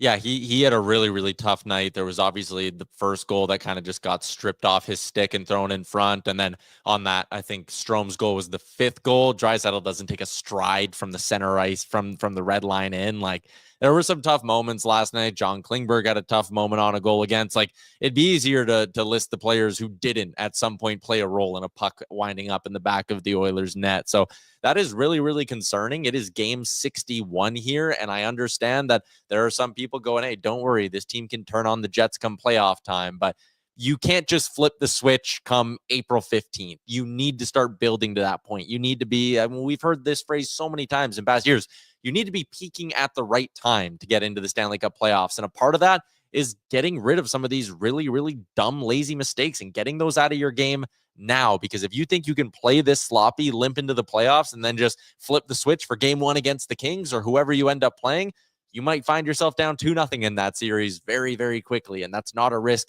you can take. So there is pressure mounting on this team to start eradicating some of these errors. And honestly, the fact that we're now in March and we're into the final 21 games and these things are still happening up and down the lineup, it's unacceptable for this to be the conversation we're having about this team right now. Yeah, it's interesting. You talk to Corey Perry and others like, hey, I don't like it, but I'd much rather have it now than have it in the playoffs, which is true. But they definitely, I understand the frustration because you're like, okay, Edmonton has shown that they're a team that they had some down runs before, right? We've seen it. One year they started out, what did they win? I don't know. I can't remember what it was, 14 of their first 16 or something like that. And then they tanked for the next 20. And then, last year they had a bad start and then they got on a really good roll. This year they had a bad start. They got on a good roll. They had a few tough games in the playoffs. Then they get on a good roll. Like, they've shown an ability to bounce back. But I want to say this. This is an 11-game stretch that I think has hidden because of the Four Nations break, because of a few overtime wins over Chicago and St. Louis.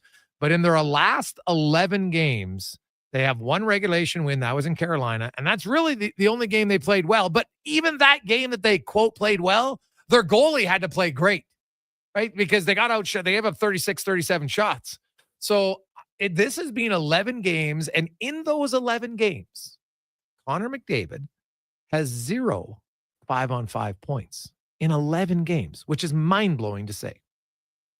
Yeah, and in the month of February, they were outscored 13-2 with him on the ice at 5-on-5. It's just such an un-McDavid-esque run here. And I do think, and I wrote about this over on the site yesterday, that is one of the reasons I think to feel optimistic if you're an Oilers fan is like, hey, Connor McDavid is not going to have that kind of a month again. At least in all likelihood, he shouldn't. And I think what we saw last night, if you want to pull some positives, that was pretty close to vintage, getting ready to go on a crazy run Connor McDavid as we've seen in a long time. I think in his first 3-4 shifts of the game, he had 3 or 4 really, really quality rushes. So if you want to try to pull some positives from a 6-2 loss to the Anaheim Ducks on home ice, it's, hey, Connor McDavid might be trending in the right direction. And if you can get that, along with MVP level Leon Draisaitl, which we've basically gotten for 60 straight hockey games this year, that's a reason to feel optimistic about this team. But having Connor McDavid get going, not that, I think it's so weird when you, I'll put it in air quotes, criticize Connor McDavid for his level of play, because even then he's at a 90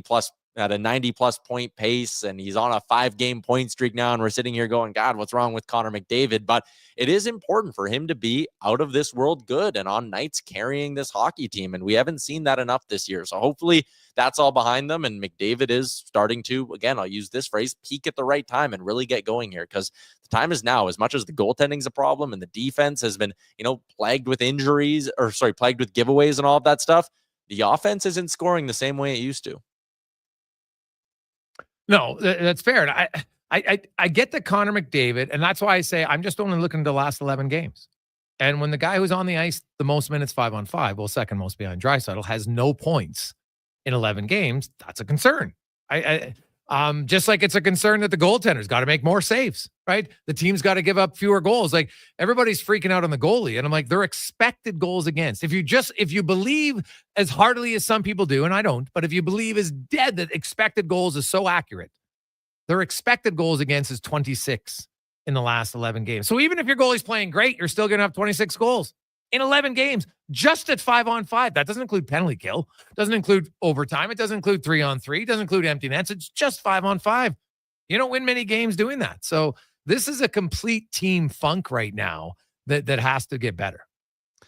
Yeah, it really is. I think maybe where the frustrating part is that you see other teams whose goalies will steal them one, and Pickard was great. I mean, the XGA at 5-on-5 against Carolina was 3, and Pickard didn't give up a single goal against at 5-on-5. So you do have that one game, but aside from that, like just going through, they gave up more than they expected to against Anaheim, gave up more than they expected to against Florida at 5-on-5. Same thing against Tampa Bay. Like you can go down the list. It's a pretty long run here. So I think where I can maybe see some of the frustration from the goalie argument is like, every other cup contender has a goalie who once in a while steals you games. And if you had that kind of a goalie, well, this 11-game funk maybe doesn't look quite as bad. Maybe you do beat the Florida Panthers. Maybe you do beat the Philadelphia Flyers back coming in from the break. And it's like, okay, all of a sudden you're not 2-8 or whatever the record is, you're 4-6 and the slump doesn't feel as bad. So it would be nice to have the goalies stand on their head a little bit more. And I do think there also is merit to the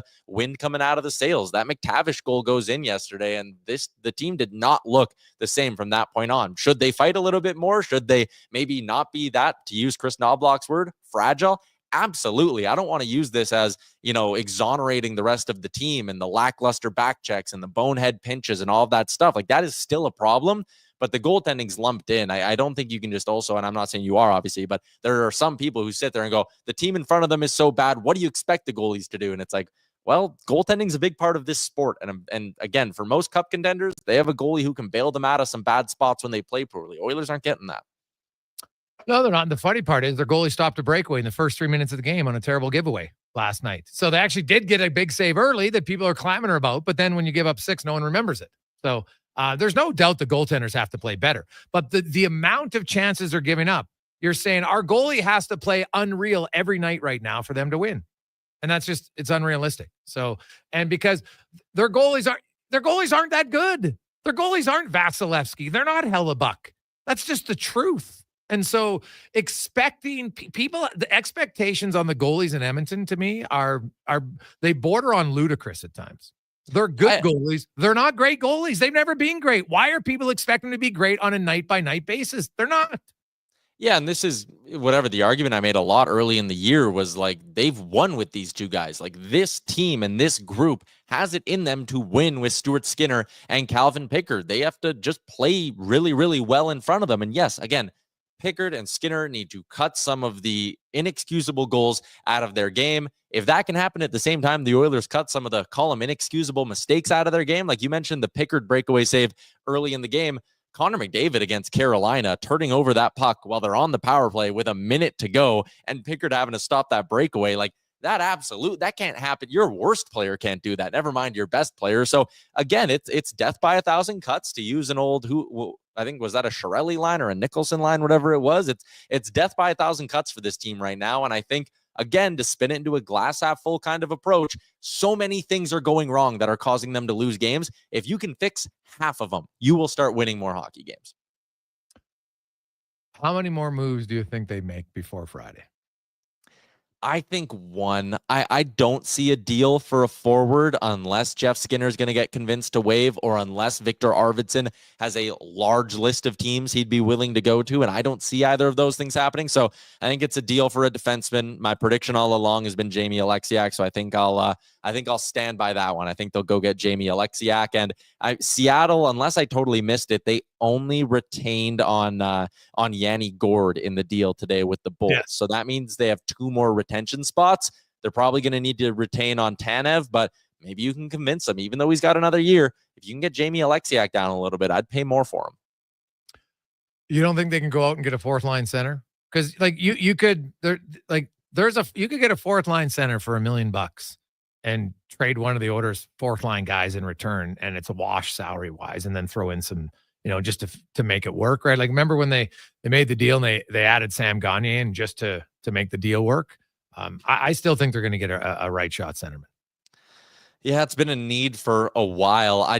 To me, I look at the assets that they have, and unless it, and if there's a deal for a late round pick or whatever, then yeah, you absolutely do it. But you now only have a 3rd rounder, a 6th, and a 7th this year. Next year, it's a 1st, a 2nd, and a 3rd, but no 4th. I'm going, hey, if you need to go get a defenseman, that should be the priority, and it costs you either your 1st or 2nd. You probably want to save one of those picks for next year's deadline. Do you want to move them both? So, yeah, unless it's using maybe a 3rd rounder next year can get you something half decent in terms of the 4th line center. But I'm just worried about the limited number of assets here. Like that, it'll be tough for them to make 2 moves unless, like I said, someone's going out the door. New Jersey Devils, do you think they become sellers because of this Jack Hughes injury? I honestly think they're going to end up doing both. They have a handful of extra 2nd-round picks in the 2025 draft. If they can go and, get a decent pick for a guy like Jonathan Kovacevic, maybe they trade off some of those rental forwards that they have, although I'm not sure how much value they would necessarily get from them. But I could see them making a couple deals where guys go out and maybe they do dangle a bigger name prospect or something and go get like a Dylan Cousins or a Casey Middlestat where they can go, all right, we are good, or we're covered a little bit for this year. The Jack Hughes thing won't sting as much. We're going to give our group a fighting chance come playoff time. And then next year, giddy up, because we're still going to have Middlestat, Cousins, whoever it is, and Hughes and Heischer. And we're going to be ready to go from the jump in 2025-26. But I really think they'll do a bit of both. Ty, it should be fascinating. Thanks for your time. Yeah, enjoy deadline day. Thank you. There you go. That's Tyler Remchuk from Oilers Nation and Daily Face Off. Jamie Alexiak. A lot of people are interested in him. I could see why. Be a good addition for the Oilers. I think if you had to tell me the biggest need on the team today, I'm going to say 2nd pair right defenseman. I think it's the biggest need because they have gone to the Stanley Cup final before with Stuart Skinner and Pickard, who did play 2 games. And I think they're capable of playing better. Neither one's a league goalie. Neither one's paid like an elite goalie. I'm not expecting them to be elite. Not what they are. I also, when I look at the need to improve the environment in front of the goalie, regardless of who it is, there's no goalie on the market who's available who could come in here and play great how the Oilers are playing defensively in front of them right now. Make a few more saves? Sure, that's fair. But great? No. You're not going to have great numbers based on how they played recently. Now, they can play better, and I expect them to tighten up.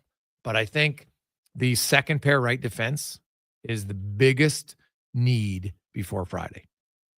It's going to be hard to do, but that's why you're the GM. You know what it is? Be aggressive. Julien Brisebois. That's what you do. Take a quick break. We'll come back. We got 5 questions on the Gregor Show presented by PlayAlberta.ca. Japa Machinery Group knows that XCMG may not roll off the tongue, but Japa's team will help keep your construction jobs rolling on time and on budget with heavy equipment sales and rentals. Visit japamachinery.com to find out more. Happy St. Patrick's Day. Edmonton's biggest St. Patty's Day party is at On the Rock. Party at OTR March 14th to 17th as we celebrate St. Patty's Day the way it needs to be celebrated. Look at the Irish. The Irish. 96 hours of green beer. 5,760 minutes of mayhem, including live entertainment. Irish dancers. And all the festive Irish food you can handle. Celebrate St. Patrick's Day at On the Rocks. On the Rocks. Your Kiss Me, I'm Irish headquarters. Only if you're into that sort of thing. Jasper Ave and 118. The Alzheimer's Face-Off presented by Christensen Communities Limited hits the ice April 25th to 27th. Don't miss the Champions Luncheon on Friday, April 25th at the Edmonton Convention Center. Tables are on sale now. This year's event is hosted by accomplished sports journalist and author Scott Morrison and features the legendary locker room tales of Mike Keenan. Iron Mike grew from a highly respected NHL player to one of the most passionate coaches in hockey history. For more information or to purchase your Champions Luncheon table, visit alzheimersfaceoff.ca. Whether you're at home, in the car, or on the move, you're never more than a tap away from Sports 1440. Download the radio player or iHeart app today so you can get all access anytime to Edmonton's only sports radio station, Sports 1440. It's the season for love, and you're about to fall hard for the vehicle of your dreams. Presenting the outstanding 2025 XC90 from Volvo Cars Edmonton. Right now, you can lease your 2025 XC90 plug-in hybrid from 1.49% and save $4,600. Or finance a 2025 XC60 from 1.49% and save $1,500. All while being deeply infatuated by the newly upgraded, highly attractive body and wheel design. Volvo Cars Edmonton. VolvoCarsEdmonton.com. 1205 101 Street Southwest. It's the 2-day customer appreciation event at Vitality Health Foods. They're offering 25% off regularly priced products in stock, like Dr. Klein's Shilajit, featuring pure Himalayan Shilajit. Customer appreciation is the first Tuesday and Wednesday of each month. Visit Vitality Health Foods today. From the casinos of Vegas to the bingo halls of Leduc, everybody wants a piece of Lady Luck. And what thanks do I get? It's like I don't even exist. There's no such thing as luck. If you gamble, use your game sense. Visit GameSenseAB.ca. Roll Up to Win is back at Tim Hortons with millions of prizes, like a vacation with Sell Off Vacations or a Tracker Off-Road ATV from Bass Pro Shops. Play on the Tim's app until March 23rd. Rules apply, Canada only. No purchase necessary. Visit the Tim's app for details.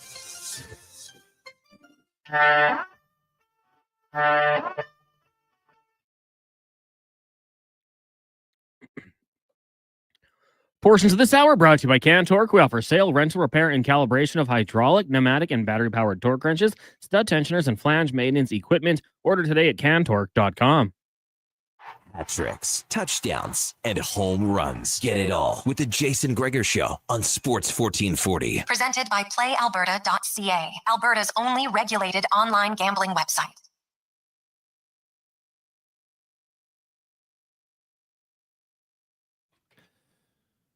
Do you want to put out a tweet about 349 Jason Gregor, Connor Halley, Sports 1440, Oilers Nation, YouTube, Facebook, and X. Hope you're having a lovely day. Coming up next hour in the business of sport, Rich Winter will join us. Of course, we are now just shy of it. And all of a sudden, as an agent, when you see like a Jack Hughes injury note comes down, all of a sudden you might have to be talking to your client. Hey, wait a sec. Geez, you're a pending UFA. No one thought you were going to get traded. Well, now maybe the Devils are in sell mode.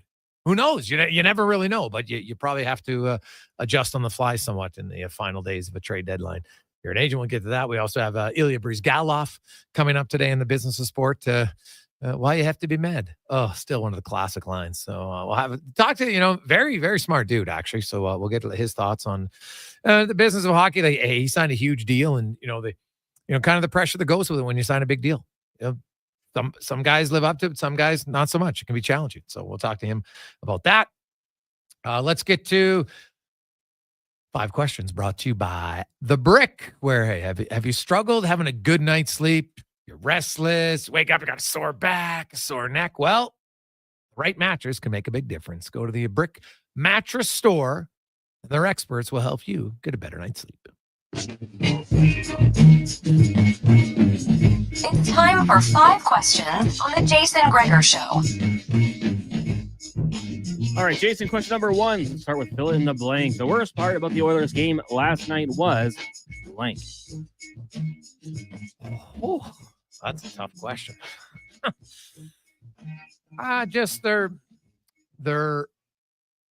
ability to play Santa Claus last night. I thought they really ratcheted up the giveaways last night. Yeah, for me, just, giving up the goals in rapid succession, giving up a goal and then bang, a quick one right after. Those are killers for momentum. So I thought for me that kind of stood out. There's a few things to choose from. Question number 2 for you. How much better does the Tampa Bay Lightning roster look to you after today's deal? And where do you have them when it comes to the power rankings in the East? Go ahead.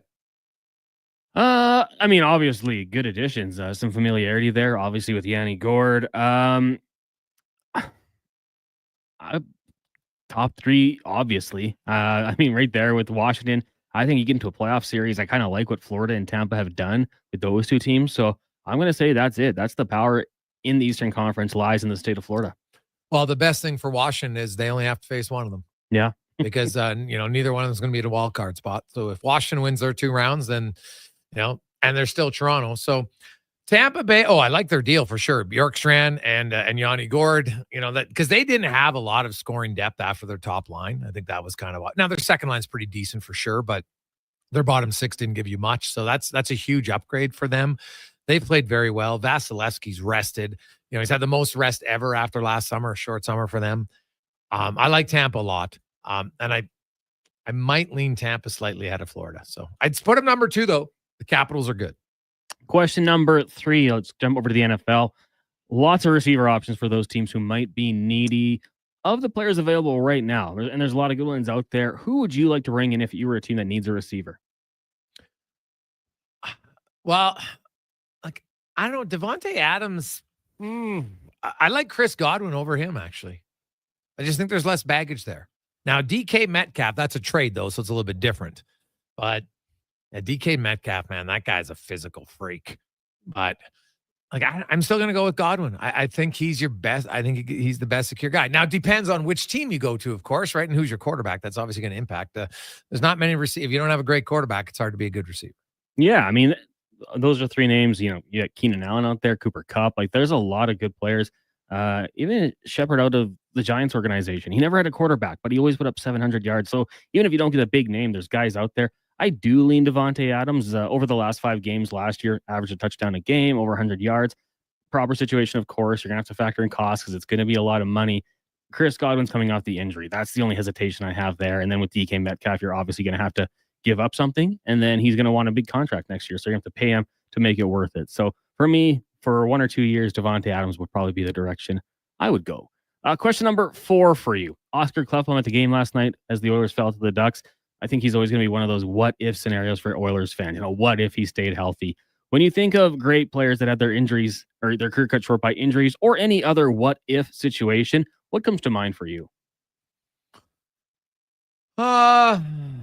Oh, man. Well, I don't think there's anybody. There's Klefbom, in recent memory. Like, I have to go back to Craig Simpson when he retired due to his back injury. I can't think of another one who was a good, like a really good player like that. So, and you know what? I had a really good conversation with Oscar last night.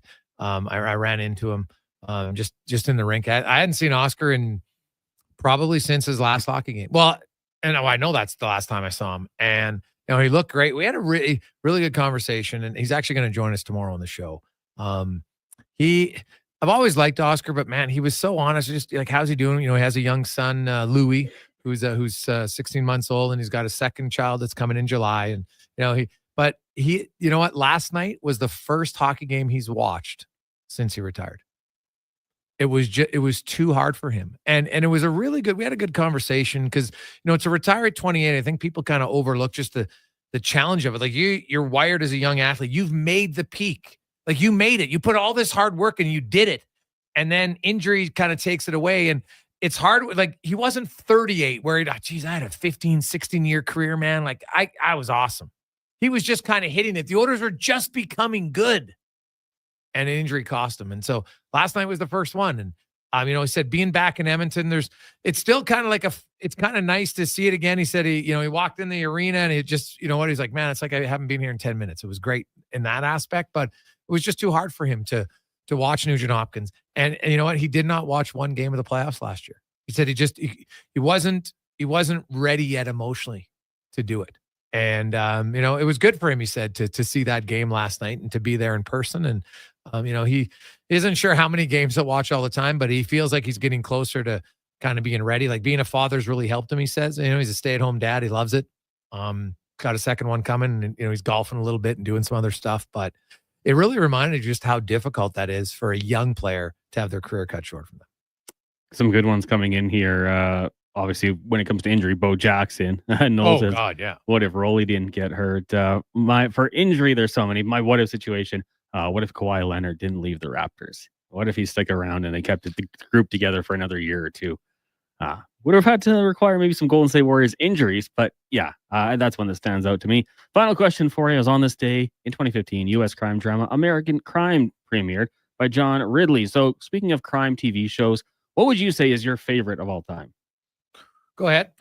It's tough to put it just as one. I love Cold Case Files. I love those types of shows, but one that I always get hooked. I can't watch the opening scene because if I watch the opening scene, I have to watch the rest of it. The original Law and Order. Oh yeah, buddy. Law and Order is great. And my favorite, I'm probably going to go with Criminal Minds. I watched that. And some of those episodes, you're just like, oh my God, I got to watch something else now. Like, there's just the writers, the stuff they come up with in those shows. Now, some of them I know that probably have seen some cases and you're just like, ugh. But man, there are some deranged people in that show. And, but I kind of liked it. It was very unique. So I'm going to go with Criminal Minds. I think the Duke is watching that one right now. Oh yeah. There's a lot of episodes, correct? Oh, like long running show. Oh God, yeah, like over 10 years for sure. So, like they went through a few different, main characters because one would leave and stuff like that. So yeah, it's been in there a long time. It's nothing. It's not Law and Order. Like Law and Order's branched off. Like they have the sex crime unit and everything else. So it's great. Let's take a quick break. We'll come back because I want to be on time. We got Rich Winter. Then we got Ilya Bryzgalov coming up the next hour. The Business of Sport, which has become one of our most popular segments on the show every Wednesday from 4 until 5 o'clock. We'll get to Connor Halley and a Sports 1440 update brought to you by Fountain Tire. Get where you need to go. Right now at Fountain Tire, you can save up to 20% off all in-stock winter tires, premium brands, unbeatable safety, and incredible savings. Only until the 18th. That's fountaintire.com. This is a Sports 1440 update. The New Jersey Devils announced today that Jack Hughes underwent shoulder surgery today. He'll be placed on LTIR and is expected to make a full recovery and available for training camp next season. On the trade market, you got the Tampa Bay Lightning acquiring forwards Oliver Bjorkstrand and Yanni Gourde from the Kraken. Seattle gets first-round picks in 2026 and 2027 that are top 10 protected. Also a second-round pick in 2025. On the ice tonight, Capitals taking on the Rangers. You got the Blackhawks and the Sens. Maple Leafs in Sin City. Canucks host the Ducks, and the Blues take on the LA Kings in the association. Mavs travel to Milwaukee. Nuggets host the Kings. Thunder taking on the Grizz. You got the Clippers and the Pistons, and the Heat in Cleveland. It's all gets going tonight at 5 o'clock at the Celtics and the Trailblazers. In town, the Oil Kings hosting the Brandon Wheat Kings. Pucks are up 7 o'clock at Rogers Place. In the AJ, you got the Wolverines meeting the Bobcats. That's also a 7 o'clock start. And in the PWHL at 5, Boston up against New York. The Las Vegas Raiders and defensive end Max Crosby have reached terms on a 3-year, $106.5 million extension that makes him the highest paid non-quarterback in NFL history. And two-time Pro Bowl wide receiver DK Metcalf has requested a trade, and the Seattle Seahawks have agreed to explore options. The 27-year-old Metcalf is heading into the final year of a 3-year contract worth $72 million. Coming up in hour 3 of the Jason Gregor Show with another edition of the Business of Sport with longtime player agent Rich Winter. We'll also be joined by former Oilers goaltender Ilya Bryzgalov. I'm Connor Halley. This has been a Sports 1440 update. Sports 1440, Stingray radio station. CKJR broadcasts from West Edmonton Mall and Wetaskiwin. Download the free Stingray music app and listen wherever you go. People are always curious about what GS Construction does. They know it's something to do with construction because it's in our name.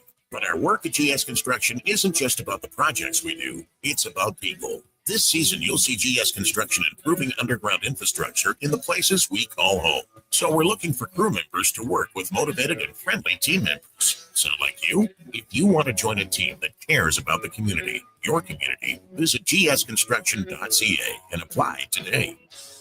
Attention drivers, it's the midwinter tire clearance sale at Fountain Tire. Right now, you can save up to 20% off all in-stock winter tires. That's right, premium brands, unbeatable safety, and incredible savings. But don't wait, this sale ends March 8th. And once they're gone, they're gone. Contact your local Fountain Tire for complete details.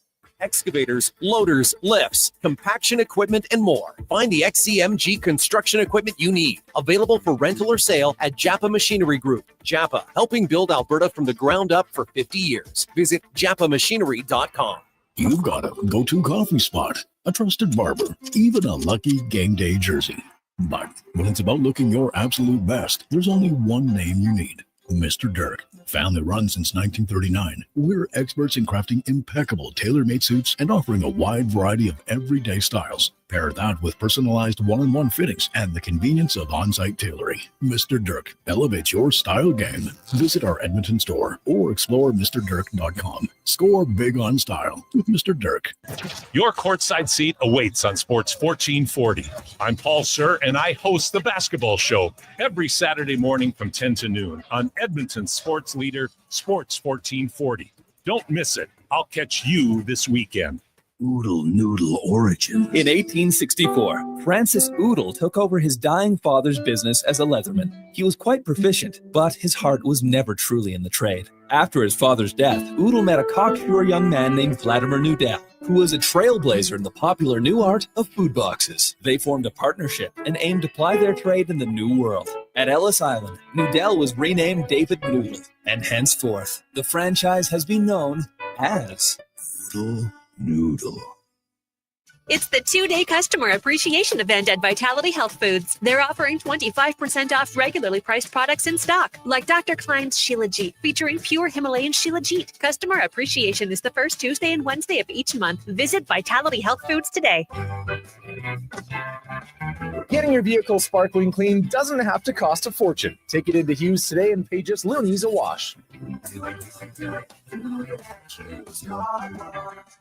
Find us at HughesCarWash.com. Imagine a family get-together where the smiles are as genuine as the conversations. That's the feeling you get at Nisku Ford, a family-owned dealership where finding a new Ford feels just like catching up with old friends. Stop by the showroom throughout March and April for all the details about Nisku Ford's Keys for 10K giveaway. Just imagine the spring trips, plans, and projects you could pay for. The coffee's on, so drive into Nisku Ford or visit niskuford.ca today. Above expectations.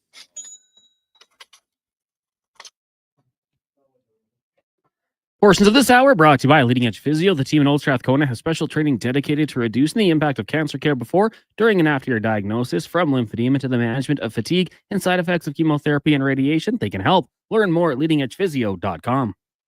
Hat-tricks, touchdowns, and home runs. Get it all with the Jason Gregor Show on Sports 1440. Presented by PlayAlberta.ca, Alberta's only regulated online gambling website.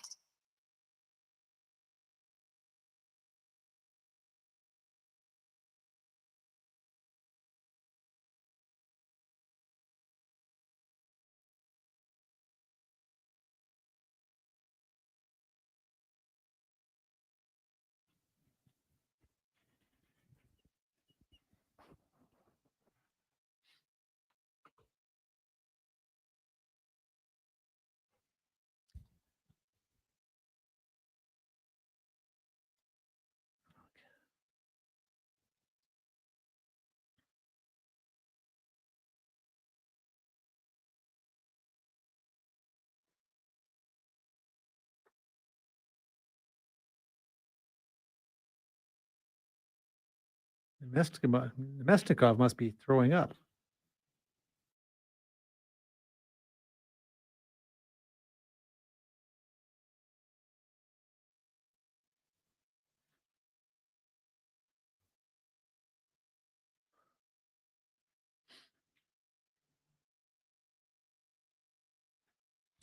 Welcome back. Jason Gregor Show, Sports 1440, Orders Nation, YouTube, Facebook, X, and Instagram. Thanks as always for watching the show. Thanks for listening at sports1440.ca, as well as on the app. It's a busy time of year. As mentioned, we are now 45 hours away from Friday's NHL trade deadline. There was another big trade today. Of course, the Tampa Bay Lightning. Julien Brisebois, he's never afraid to take a big swing. They went out and got Bjorkstrand. They got Yanni Gourde. They got a 5th rounder from Seattle. Seattle did retain some money on Gourde, but none on Bjorkstrand. Tampa gave up a 1st rounder in 2026, a 1st rounder in 2027, and a 2nd rounder in 2025. They don't have a 1st round pick until 2028, and nor do they seem to care because, hey, you're like, we're going to win. We want to compete every year. We got good players, and I think that's the strategy to go for because I've outlined it many times. Like, yeah, of course, 1st rounders give you a better odd of finding a good player, but all you got to do is find 1 or 2 draft picks a year, and your organization keeps going on. And it's a lot easier when you got superstars, and they got a superstar goalie, they got a superstar defenseman, they got 2 superstar forwards. So, and none of them are aging themselves out just yet. So eventually there might be some pain in Tampa Bay, but not right now. Now let's get to the business of sport as we are joined by a longtime NHL player agent. Rich Winter joins us every Wednesday. Rich, how you doing? Good. A little busy this week, but it's good. Yeah. No, I don't know. I've got to find the meme. Oh my God, I was dying when I saw of you, Rich, that because not a client of yours, but Jordan Greenway signed an extension in Buffalo today worth $4 million.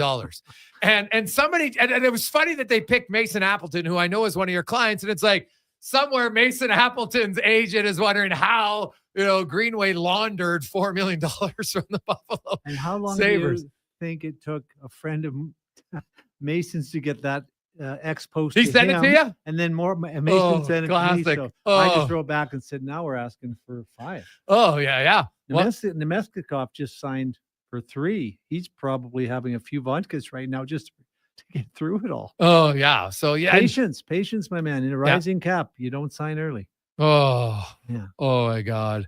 That is so funny. We I just found it. Actually, it's even funnier when it comes from Mason, right? Yeah. Oh, yeah. Pressure's on, Rich. Yeah, it's totally true. Wow. You know, and it's, do you have, because sometimes players like, you just sign a player and he's like, man, I signed last Friday, for instance. I just got $3 million extension. I'm pretty happy about it. And then someone else comes out and gets more in another market. Do you ever have a guy come back, who was actually upset? Why didn't we get that? Or are most guys like, hey, man, good for him, but hey, I was happy with my deal at the time. I can't complain a week later. I don't really recall it happening because we're pretty patient, but I think that usually when you do a deal, you have an idea that it could be, it won't age well, right? So you tell your client, you talk about it. Then there's just a lot of those situations where we're dealing with one right now where the player says they've offered, he's 30 years old, the middle 6 forward. Sometimes those guys don't get much of anything in free agency. And he's going, I like it here. Coach is good. We're winning. I'm fine with it, And so, sometimes you begrudgingly support your client getting the deal that he's happy with. But as long as you understand, you just don't want to be surprised a week later and go, oh my gosh, what were you doing? You said this was the max. Now, you don't want that happening. Yeah. Well, and you already don't want your client traded to Carolina and find out that he didn't really want that. So I don't know what agents are doing there. It's certainly making our job easier. Yeah, no, that's very true. So you mentioned, and you've talked about how, a lot of the soup, now there's a few, obviously Mitch Marner, Mikko Rantanen, but like, I'm not sure how much more money Mitch Marner's going to get. He's already making $11 million, right? Like Rantanen's going to get a raise for sure. But, there's not a lot of other superstars. Leon Draisaitl's already signed. The cap's going up significantly this summer.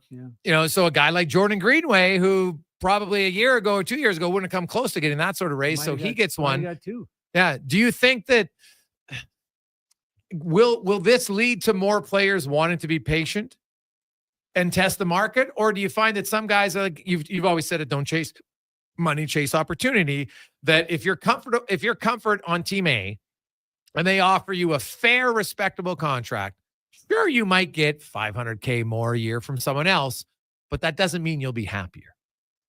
How do you approach it? No, you won't. I mean, at the end of the day, I think you look at the James Neals of the world. I always think the biggest problem for an athlete and his family is being grossly overpaid.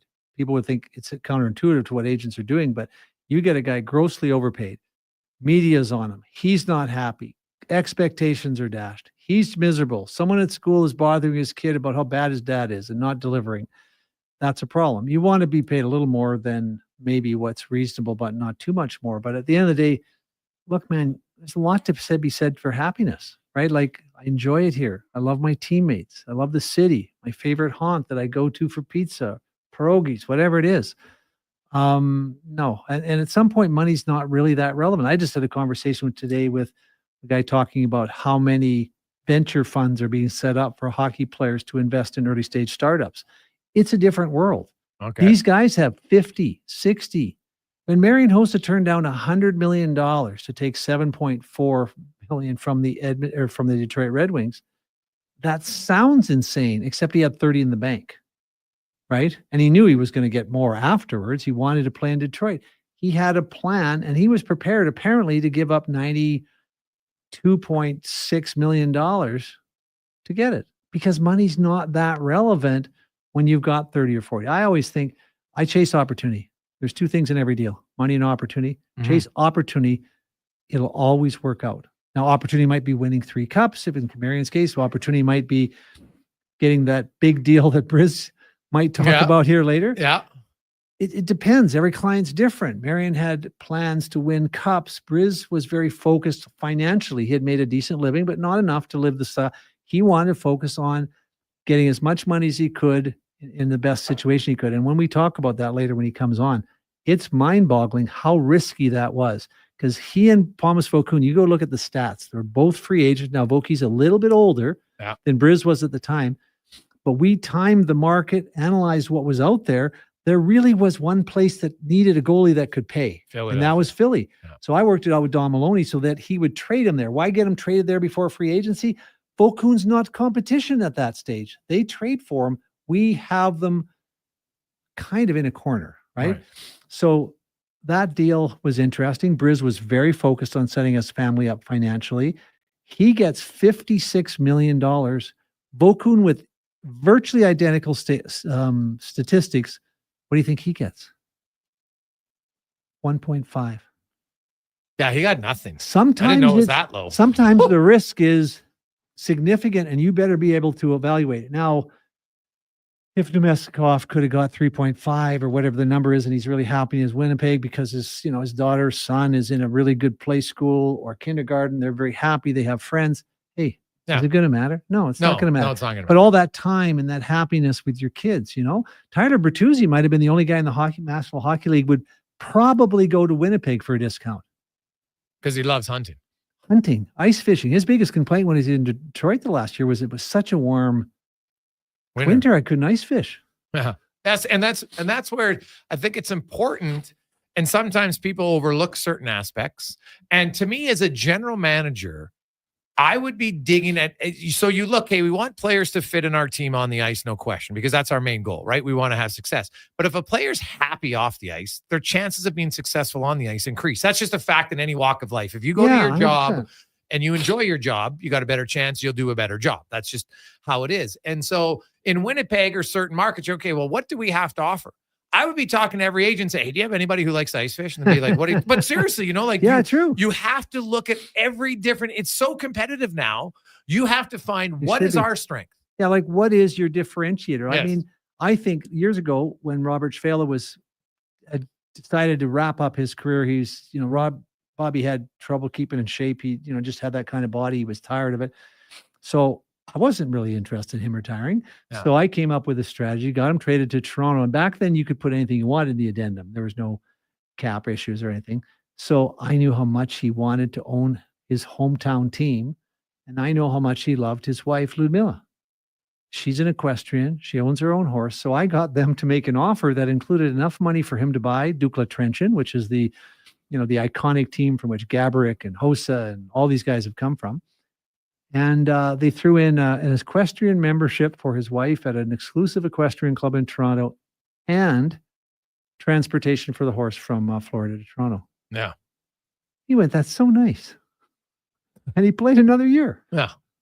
Because it showed that somebody had a heart. Someone was thinking about them. We talked about love a while ago, and it's really, players want to be loved and respected and understood. So when someone plays to something that's really important to you, you got their attention now, right? Like, that was really nice. Ludmila's going to really like that. Like, imagine Bobby's a husband. He's going to get off the phone and say, honey, these guys in Toronto offered you free equestrian membership. Like, if they offered an extra $225,000, there would be no conversation. Now, all of a sudden, he and the wife are sitting down and going, I looked up that equestrian club online, honey. It looks incredible. Yeah. Now, all of a sudden, the conversation changed. So you're right. Understand what players want and get that information to them, because you know what? The guy who's just going for the money, unless he's in a situation where he hasn't been set up for life, you probably don't want him on your team anyway. Yeah. No, that's fair. Jason Gregor, Rich Winter with you on the business of sports. When we return, Ilya Bryzgalov is going to join us. Still has some of the most memorable quick clips in NHL history. Why you have to be so mad? That one was a classic one. He's had a few others, but as Rich said, Ilya's one way. He had a specific goal. Some guys are like, I'm going here. I have goals. I want to try to win. I want to do this or that. He was like, you know what? I want to be financially set up. So everybody's going to be different. We'll talk to Bryz about the Philadelphia situation, playing in Canada for a short period of time, and much, much more. And we return on the Gregor Show, presented by PlayAlberta.ca. At Papa John's, you get your everyday favorites for just $9.99 each when you order 2 or more items from the Papa Pairings menu. When you order more, you save more. Choose from medium one-topping pizzas, boneless wings, papadillas, breadsticks, cheese sticks, and desserts. It's easy to order all your favorites when they're just $9.99 each. So the next time your friends come over to eat your food, check out the Papa Pairings menu to save. Better ingredients, better pizza. Papa John's. It's the best time of the year, championship season. In the Junior Prospects Hockey League, the quest to claim the Prospects Cup begins with 4 divisions from across Western Canada taking aim. The Hockey Super League's run to the HSL Championship will feature 105 teams battling it out in 4 communities throughout Alberta. And the Female Super League, in its inaugural season, will see teams compete for playoff supremacy. To catch all the championship action, head to silentice.com for league playoff schedules. Play Alberta has hundreds of casino games right at your fingertip. Join thousands discovering why Fortune Coin is one of Alberta's most popular games. Fill your reels with golden coins, multiply your prizes up to 6 times, and turn good spins into legendary ones. Land the Fortune Coin symbol to win cash, trigger the jackpot, launch the free spins bonus, and watch as the dragon takes over your screen. New players get 100 free spins only on playalberta.ca. Claim your offer today. Are you tired of waking up tired? Are you tossing and turning all night and stiff and sore the next morning? If your sleep is suffering, it's time to visit the Brick Mattress Store. Their sleep experts will help you find the right support for a restful night's sleep. Back sleeper, side sleeper, hot or cold, there is a perfect mattress for you. Plus, with next day delivery, your best night's sleep could be tomorrow. Check out the Brick Mattress Store locations in Spruce Grove, South Edmonton, St. Albert, Leduc, and start waking up refreshed. This is going to make you hungry. Booster Juice just dropped new guacamole and black bean grilled fresh options. What the guac? Yeah, a guacamole black bean wrap, guacamole chicken panini, and an egg and chipotle black bean wrap. What a trio!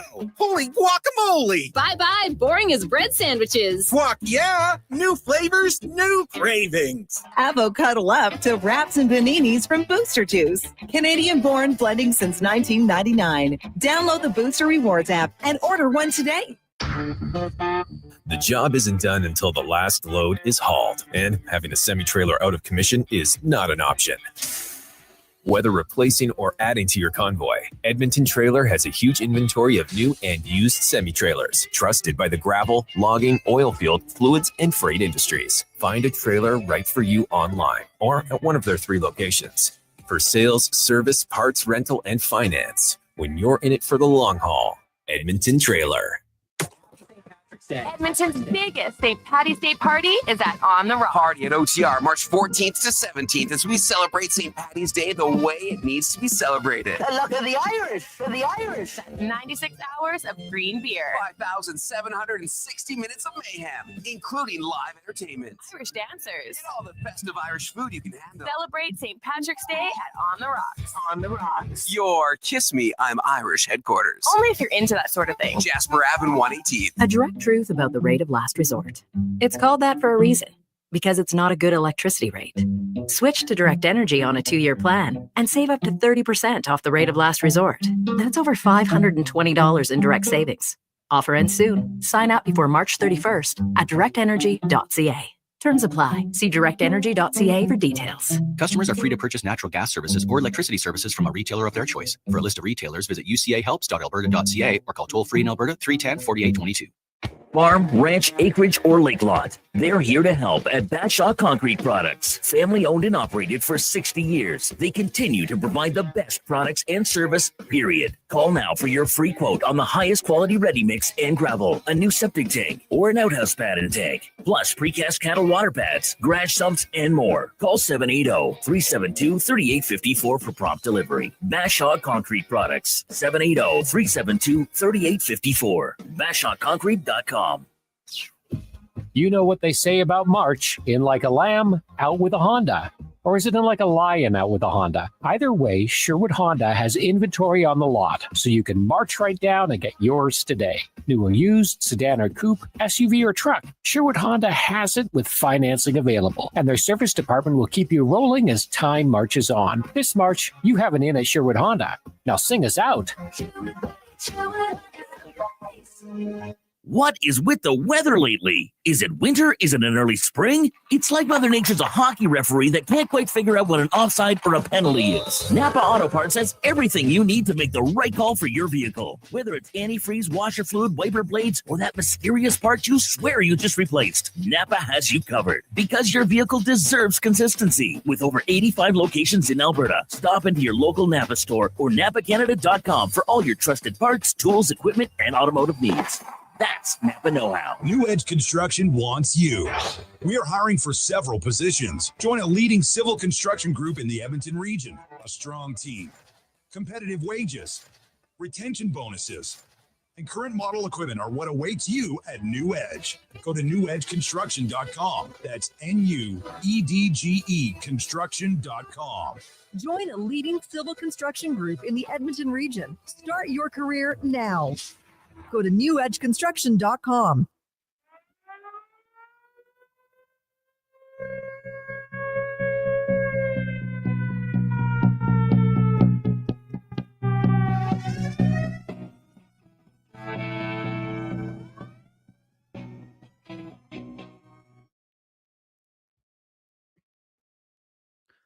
Portions of this hour brought to you by On the Rocks. Watch every Oilers game at OTR with $5.25 Molson Canadian, $5 Pink Whitney shots, and 60-cent wings. Plus, play Oilers Score and Win for your chance to win On the Rocks gift cards. Oilers Hockey at OTR. Book your table today. Jasper Ave in 118th.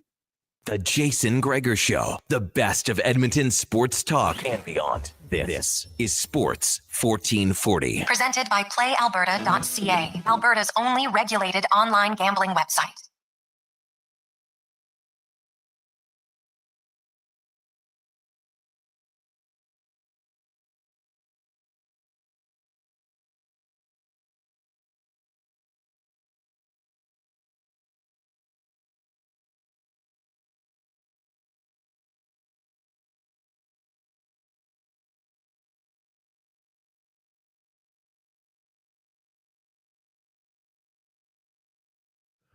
We continue on Sports 1440, Oilers Nation, YouTube, Facebook, and X. Jason Gregor, Rich Winter with you on a lovely Wednesday afternoon as we get to our big guest of the day, brought to you by Silent Ice and its championship season as the players in the JPHL chase the Prospects Cup. 105 teams in the HSL vying for the title, as well as the Female Super League Championships. Go to silentice.com and watch the action. And we are joined now on the Business of Sports by Stanley Cup winner. He was a second-round draft pick of the Anaheim Ducks back in 2000, won a cup with them, went on to star with the then Phoenix Coyotes, signed a huge deal with Philadelphia, actually played for the Edmonton Oilers.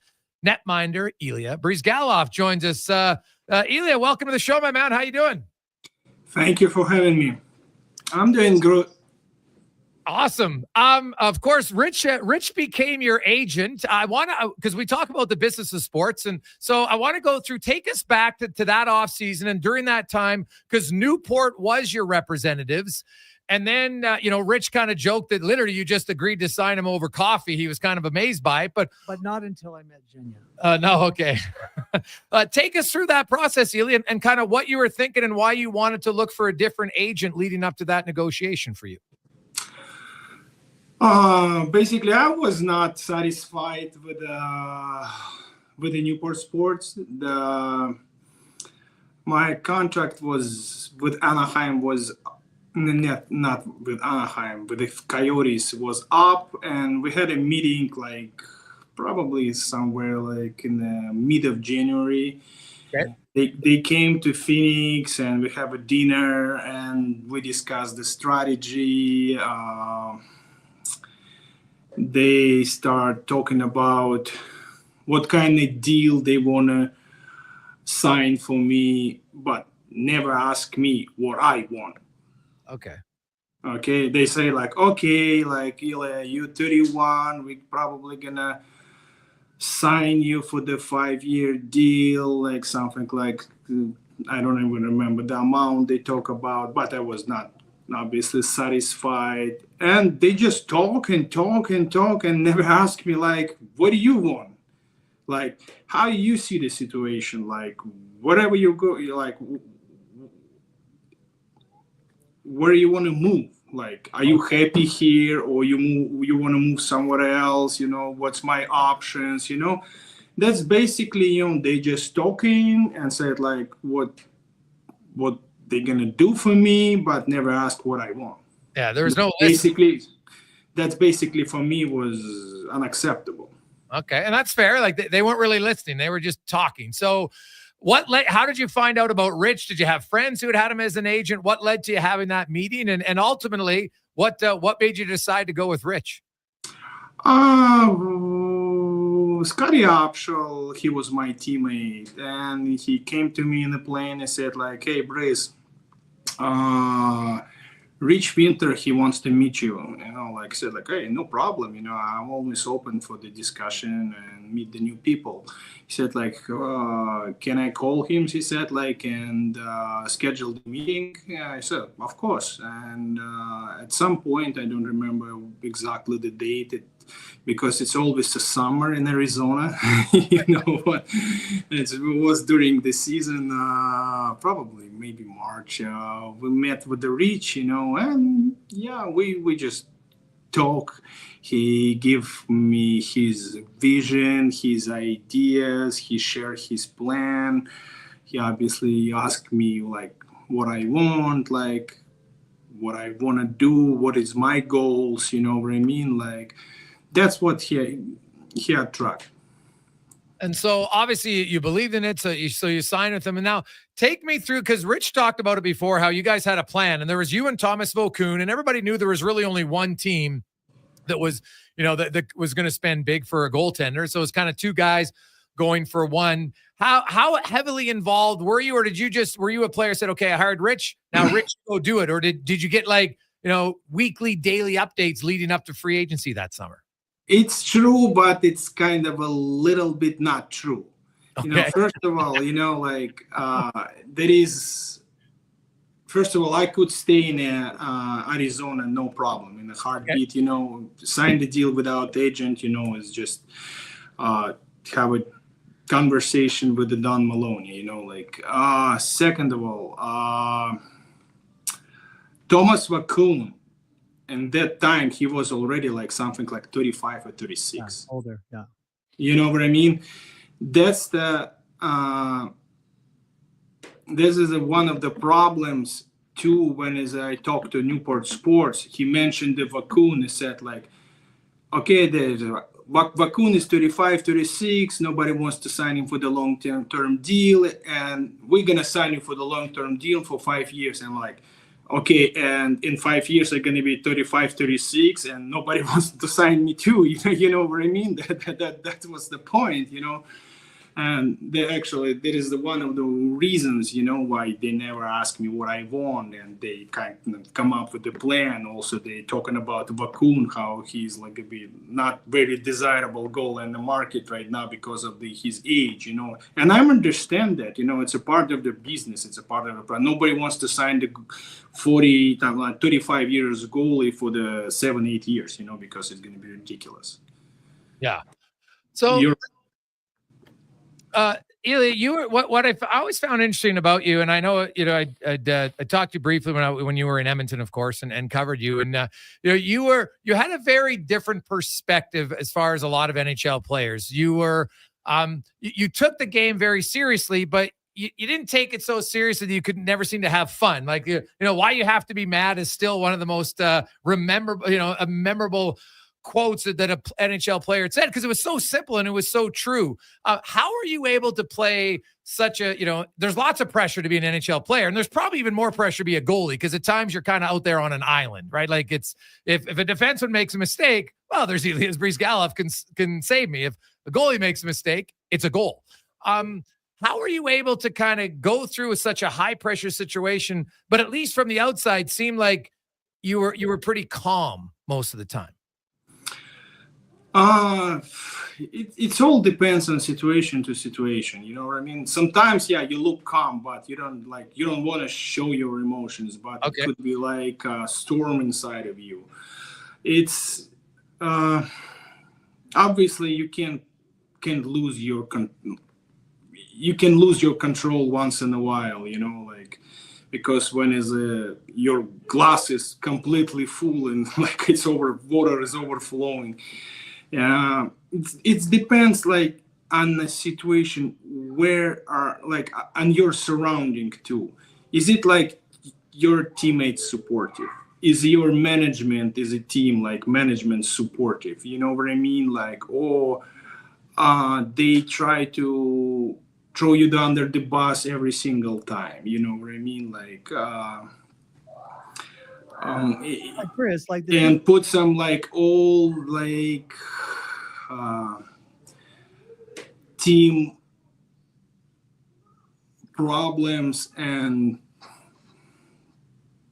try to make you a scapegoat, but when it's not even fair. It's a team sport, like we win and lose as a team, but you can't make one person, like take the whole blame, it's just not fair. It doesn't matter what position. It could be goalie or like forward to the defenseman, you know what I mean? It's a team sport and we're responsible as a team, like for the results. And to pick one person, and blame him for everything is just not fair. Ilya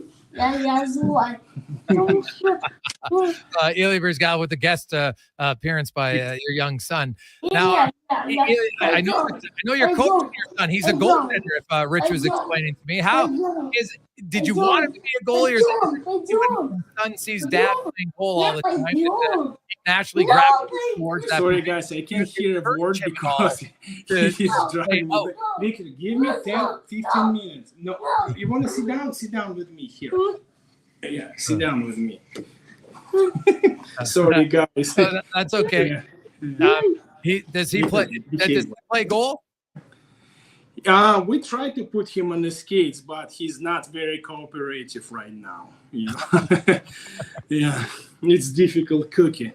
Yeah, I want to go. You talk about being a team sport and everything, which is key. Now, when you went to Philadelphia and you signed that contract, did you feel like is there automatically more internal pressure as a player when you sign that big contract? Did you at all put more pressure on yourself?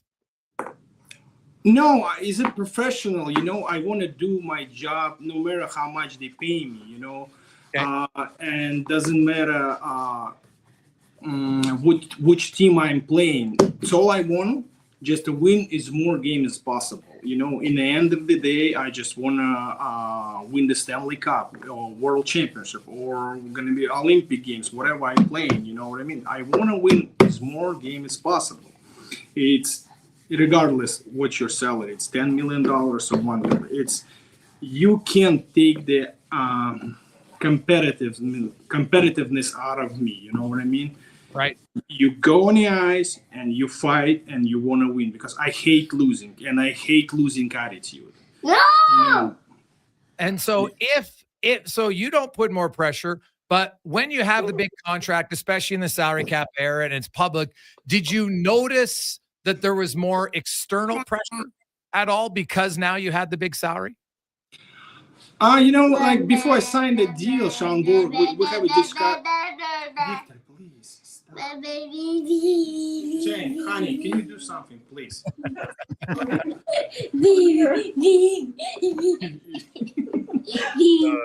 Hey, sounds he's got a character just like his dad, I guess. I can understand that. And, did you notice more external pressure at all? He said, like, you're going to the hell. I didn't imagine what is it like, but hell could be different. If it's a fair criticism, I would love to accept it. Like, look inside me. What I could change. How can I be better? You know what I'm talking about. But when it's just not fair, it just make you pissed off. They come up with some like stories. It's very difficult when you're also dealing with the people who is such uneducated. It's like it's difficult to discuss. Like it's all they want to write about the hockey, and they write the stories about the hockey. It's very primitive. Okay. They did not come up with a story like, oh, Flyers play and they lose by these reasons. It's problems in the teams more deep. Just for example, defense or goaltending. You know what I mean? It's if you come up with a full statement as a journalist, you know what I mean, and said like, yeah, it's pretty fair what you write here. That makes sense.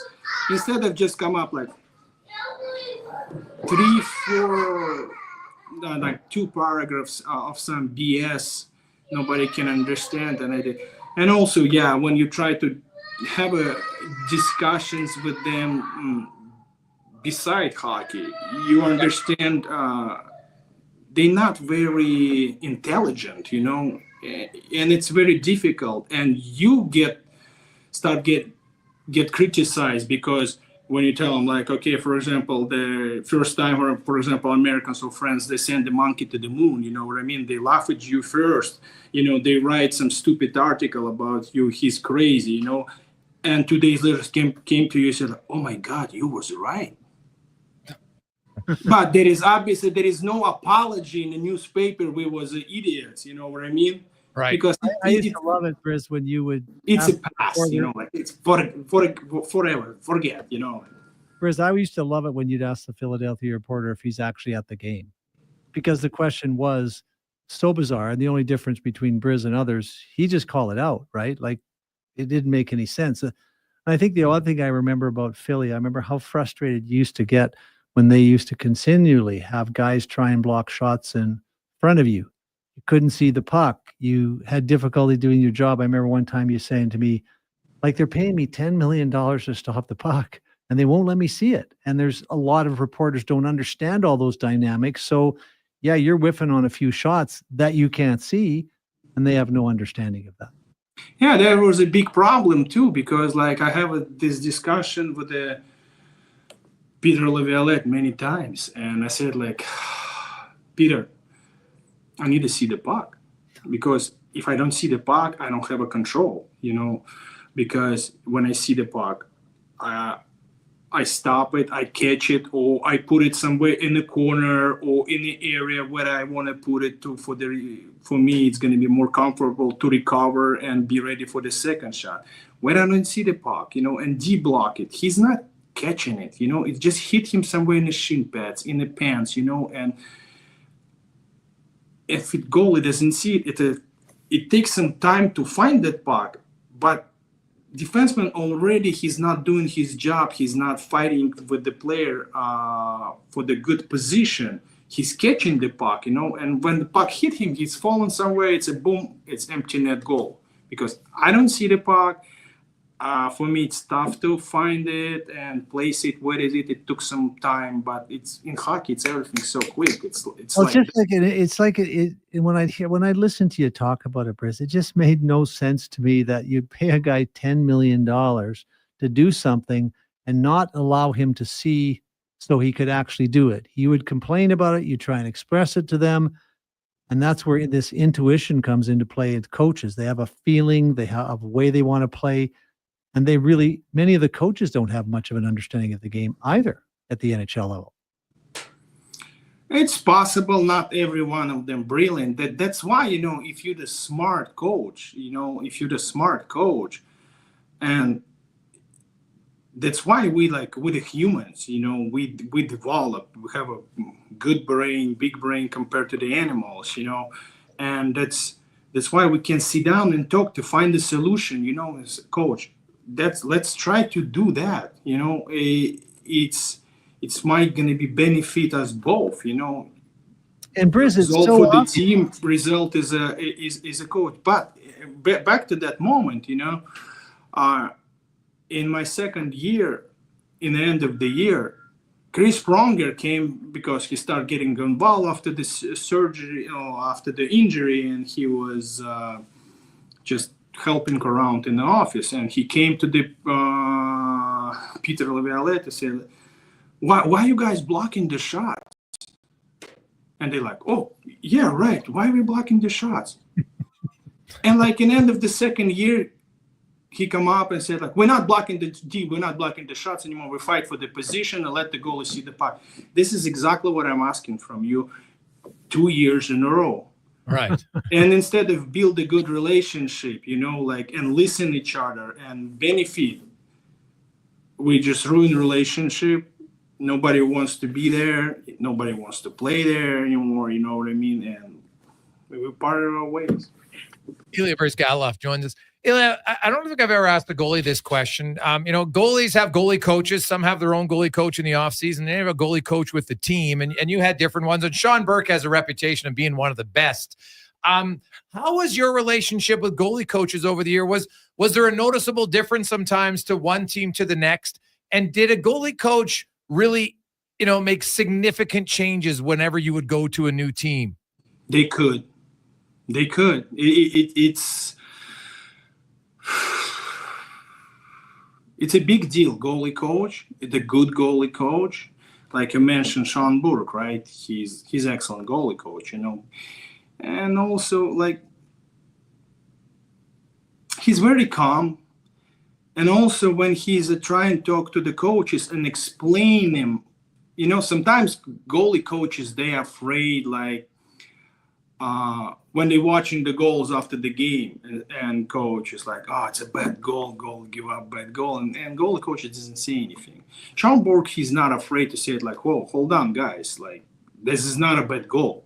All right. Look, we put the goalie in the position when he have to worry about the few things.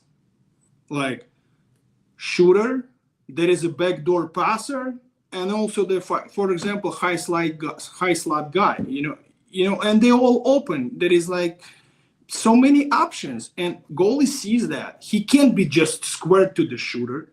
He's turned his body a little bit, to adjust. What if he make the pass to the back door, and at least give myself a chance if he make that pass, also to play that puck. You know what I mean? If I just stay straight to the shooter, he make the pass. I can't even turn my body to try to stop the pass the back door, for example. You know what I'm saying? That's right. Why he was adjust his body and not square to the shooter. And he shoot it and he scored because we put him in that position. And they're like, oh yeah, you're right, huh? Right. This is not a bad goal anymore. In the coach's mind, actually, we don't have a bad goalie. You know what I mean? That's not in reality his fault. Well, that makes a lot of sense because, I think there's lots of people that, even in the hockey world that don't really understand the goalie position. It's so technical now. And, if you're playing a certain way that it might look bad on video, but then if you break it down, it's like, well, actually, that's not really a bad goal. And I think that's probably one of the biggest challenges in it. And, I've always wondered, like, for you, you're a well-spoken guy. You were never afraid to speak your mind. Like, have you ever thought about sitting down and just breaking down goals around the NHL and explaining to people on YouTube, well, this is why this is what happened. And this isn't a bad goal. Or in some case when maybe there is, hey, this is a goal the goalie should stop, and kind of go into the detail without, it doesn't mean that you're insulting the goalie. You're more educating people on why certain things happen at certain times of the ice, on certain plays and in certain areas of the ice. Would that be beneficial, do you think? I think, yeah, it could be if it's somebody interesting, I don't know how, but I don't know how to do that. You see, I'm so busy with the little one. He not let me go anywhere without him for the 5 minutes. Yeah. But it would be like, because I think it is the most misunderstood position. Maybe it is most difficult. Yes, it's most difficult. You got to play the goal to understand that goal. You got to understand the mind of the goalie, what's going through, why he's trying to do this, what he's trying to do here. It is difficult position. You have to be so smart. You got to read the plays, predict the plays, what can happen possible. Ilya Bryzgalov joins us. The butterfly position, Ilya, is very demanding on goaltenders. We see goalies now playing, they're starting fewer and fewer games all the time. There's a lot of science on it.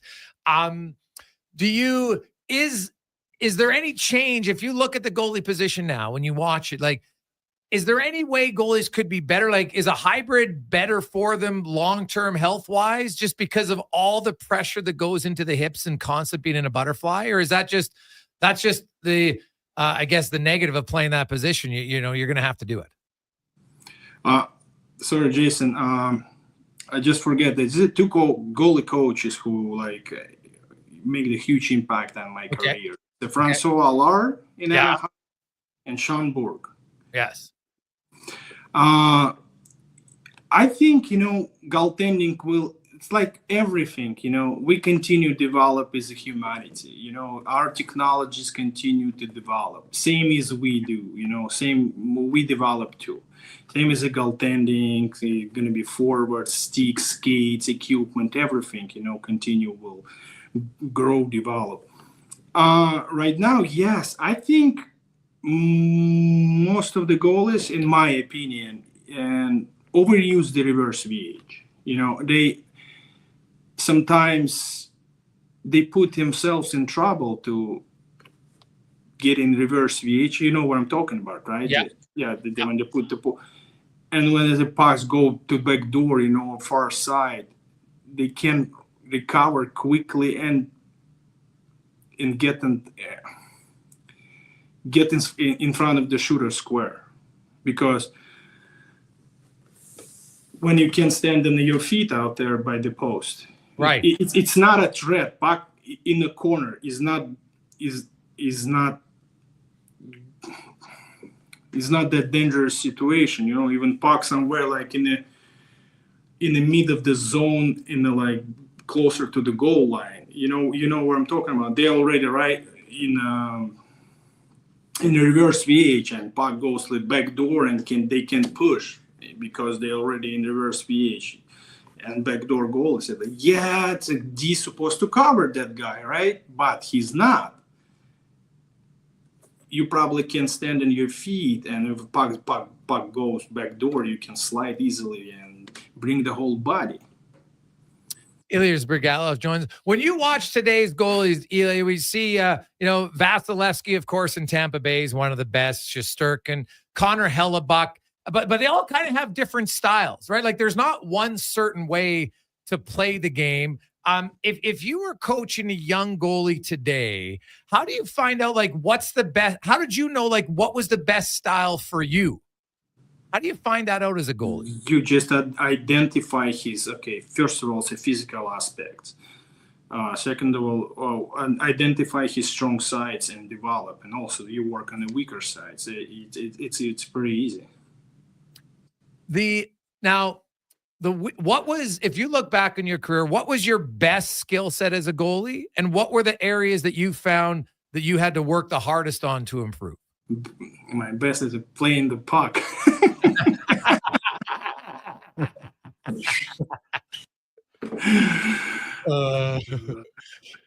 No, but seriously, what was your best, and what was the thing that you found the hardest that you needed to work on the most? Like you obviously played in the NHL, you're a great goaltender, but what was the area you felt you had to work on the most to improve when you got to the NHL? Probably were like I'm not accomplished, playing the puck.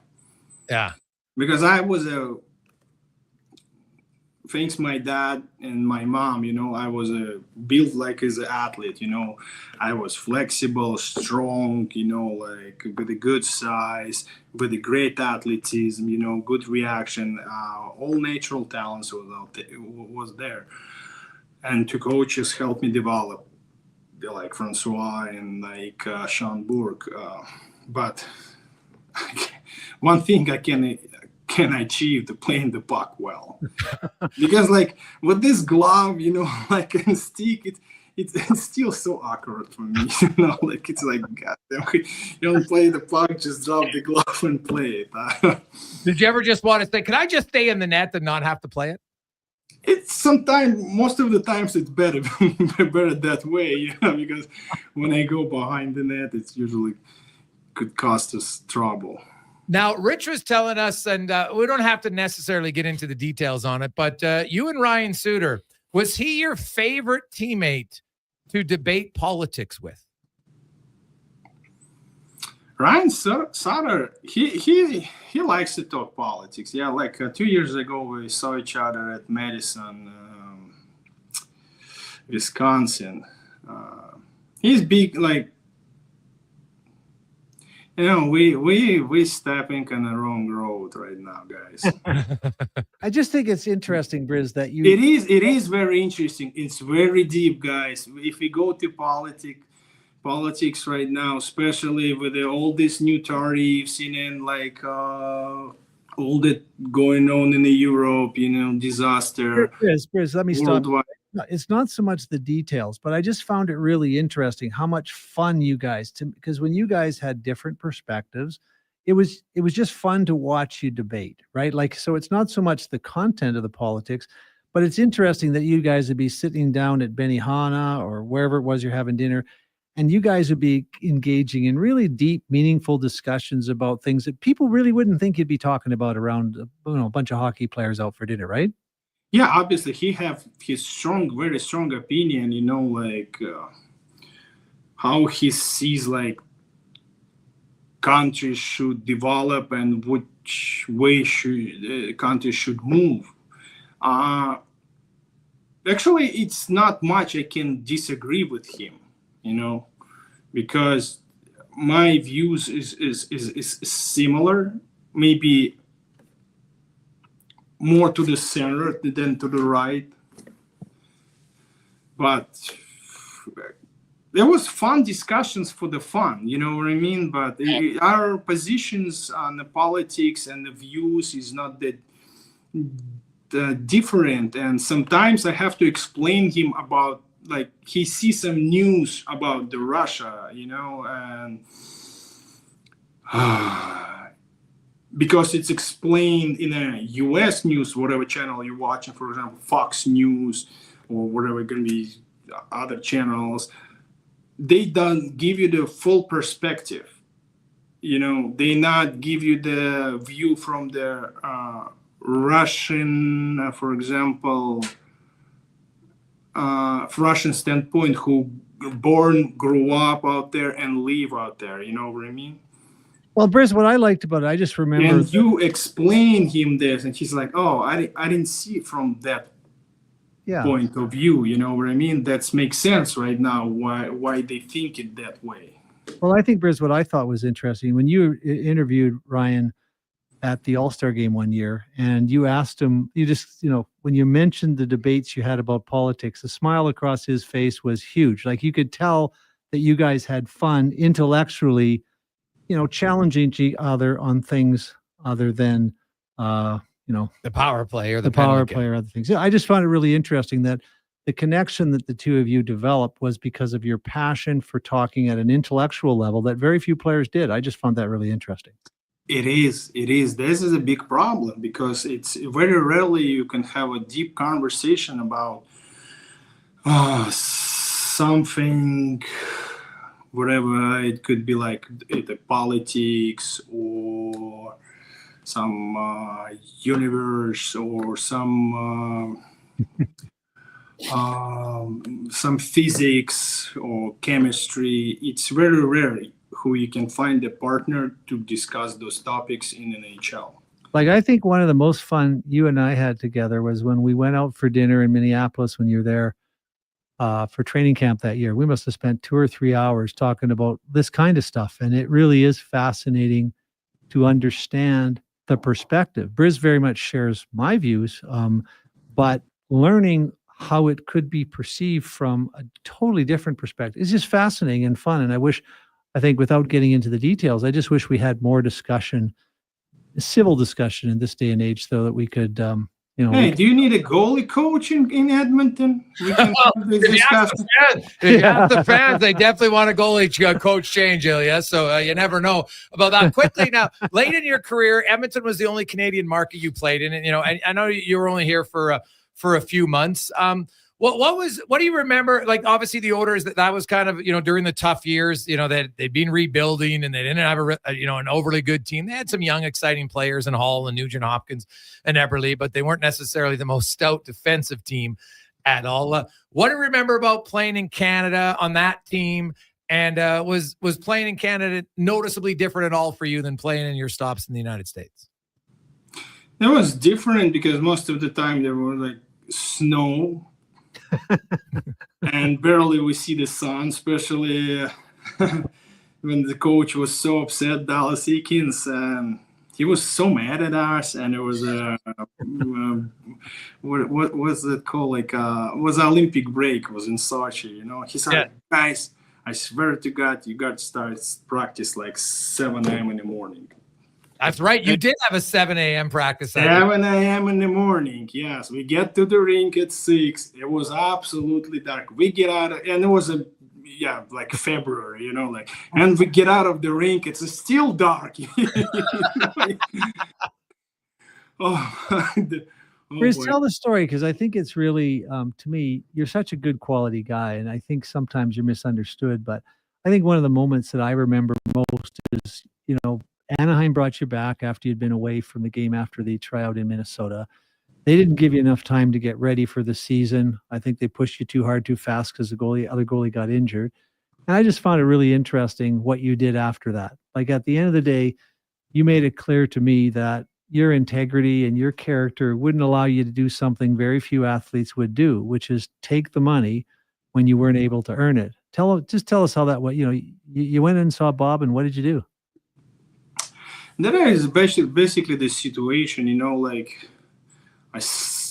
I pretty much retired, It was in middle of probably November or the beginning of the November when you called me and said, like, okay, Anaheim wants to sign you, we reached the agreement, and it was a good contract, very good contract. There was something like $3.5 million, Yeah. And I was, okay, I basically didn't do anything since the May, when we finished the playoff with the Minnesota, and we tried to find a team during the summer, and we couldn't, and I decided, okay, probably it's time to retire. And I fly to Norfolk Admirals. And I spent the week out there, played 2 games, and I was surprisingly, I stepped on the ice 3 times, 3 practices, and played 2 games, and actually did very well, good save percentage, 1 win, 1 loss, but we I did very well. I was surprised myself, and they think I'm probably ready, and they called me up, but NHL is totally different level. They train already at full speed, and no matter how hard and how I'm 35 years old. It's not like I'm a 22. It's easy to get in shape. Right. Doesn't matter how hard I practice on the ice, off the ice. I was first at the rink, last out of the rink. I still can't catch up.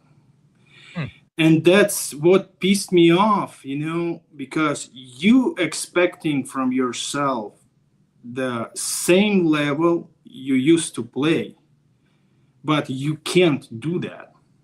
And also the coach is asking from you, Bryz, we want to see you like old Bryz. Can you do that? You're like, yeah, I'm trying to do that.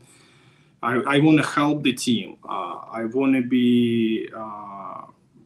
I want to play. I want to win the game. Sometimes you come I play a few games and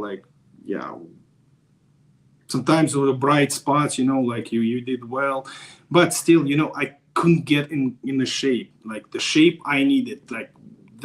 My bar set very high, and it was most frustrating time. And at some point, we're back actually from Edmonton.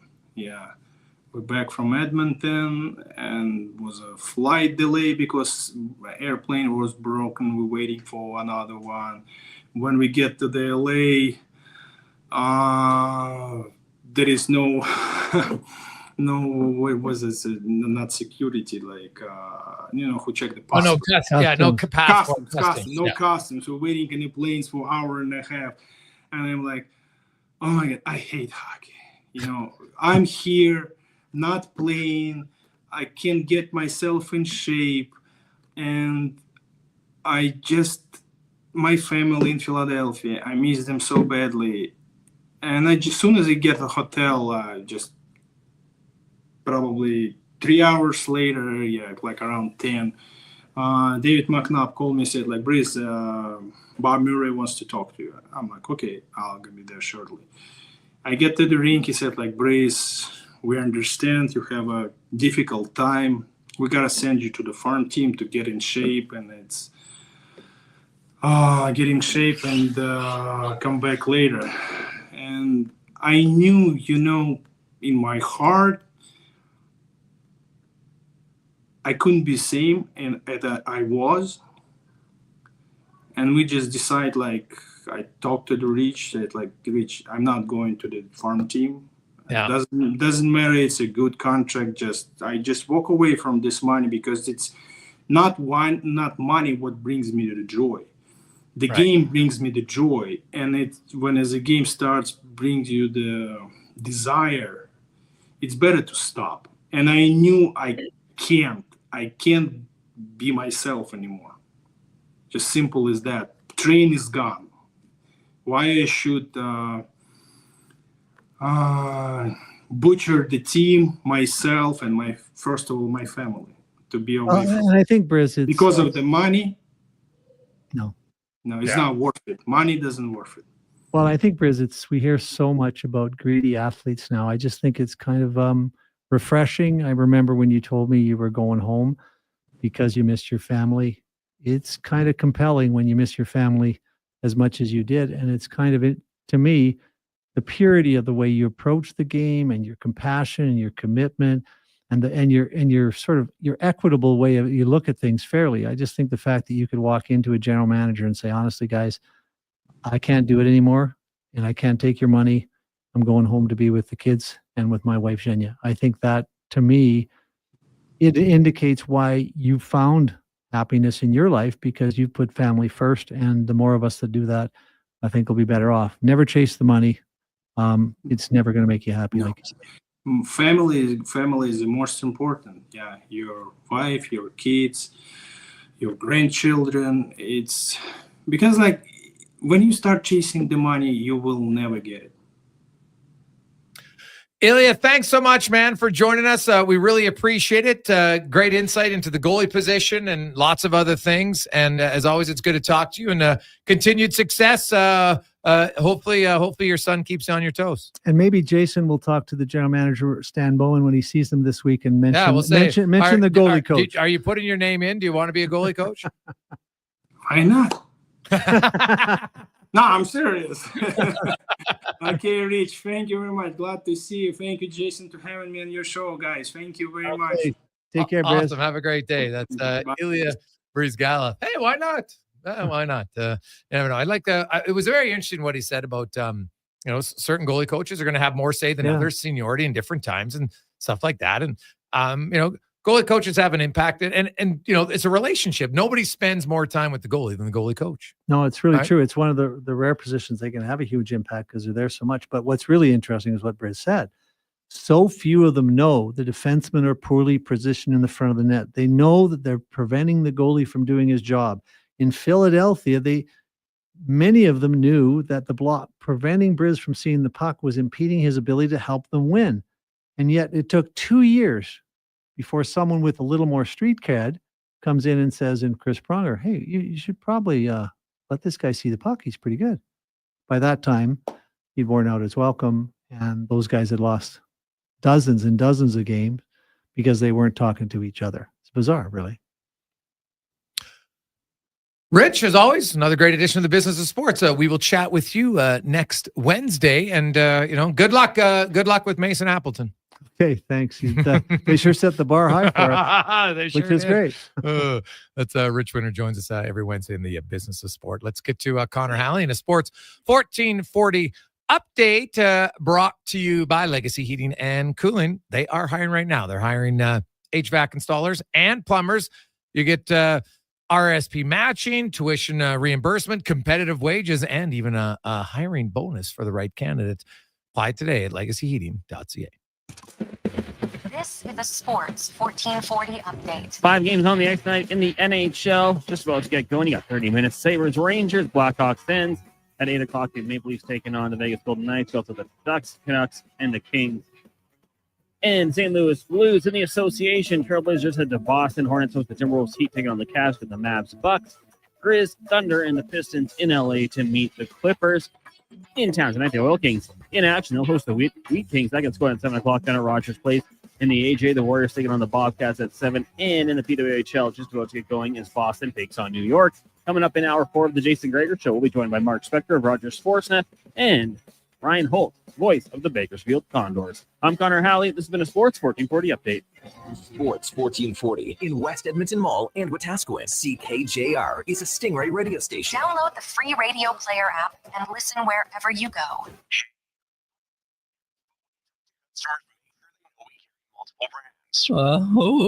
Okay. Hi there, this is Riverside Motorsports, Yamaha, Suzuki, KTM, Polaris, Gas, Husqvarna, Tittersled, Stasic, Talaria, Climb, Thor, Alpine Stars, 509, Troy Lee Designs, and more. Sales, how can I help you? Located on St. Albert Trail, rideriverside.com. Riverside Motorsports. What you do for fun is our business.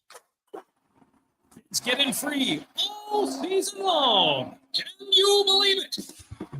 Looking for an enjoyable and affordable family night out? The Spruce Grove Saints are excited to introduce their Kids Get In Free program. All kids 12 and under receive free admission for every Saints home game this season.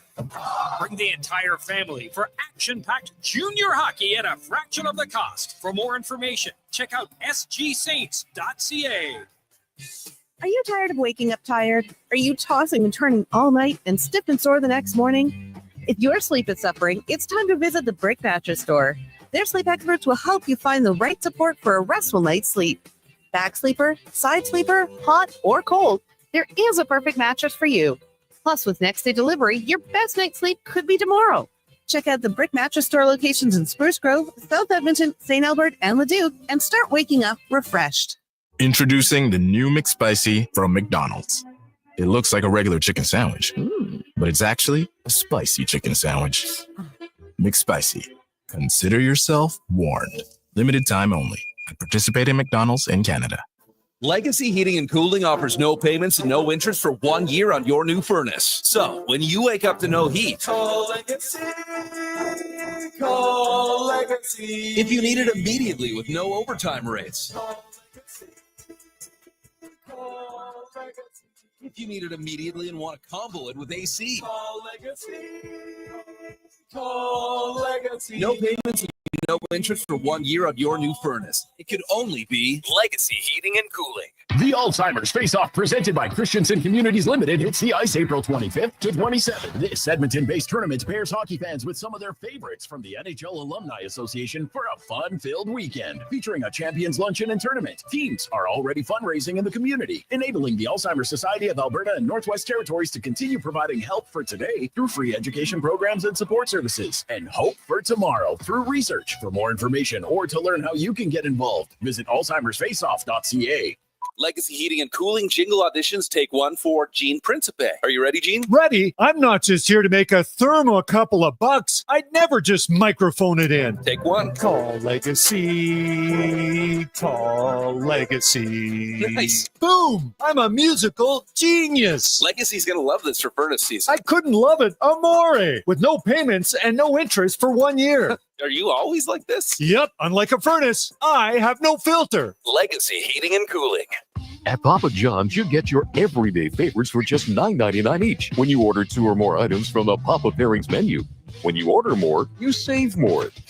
Choose from medium one-topping pizzas, boneless wings, papadillas, breadsticks, cheese sticks, and desserts.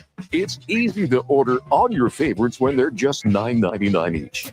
So the next time your friends come over to eat your food, check out the Papa Pairings menu to save. Better ingredients, better pizza. Papa John's. It's the 2-day customer appreciation event at Vitality Health Foods. They're offering 25% off regularly priced products in stock, like Dr. Klein's Shilajit, featuring pure Himalayan Shilajit. Customer appreciation is the first Tuesday and Wednesday of each month. Visit Vitality Health Foods today. Portions of this hour brought to you by Culligan. For all your residential water needs, your local water treatment company. More than just big bottles. Culligan.com. The Jason Gregor Show. The best of Edmonton sports talk and beyond. This is Sports 1440. Presented by PlayAlberta.ca, Alberta's only regulated online gambling website.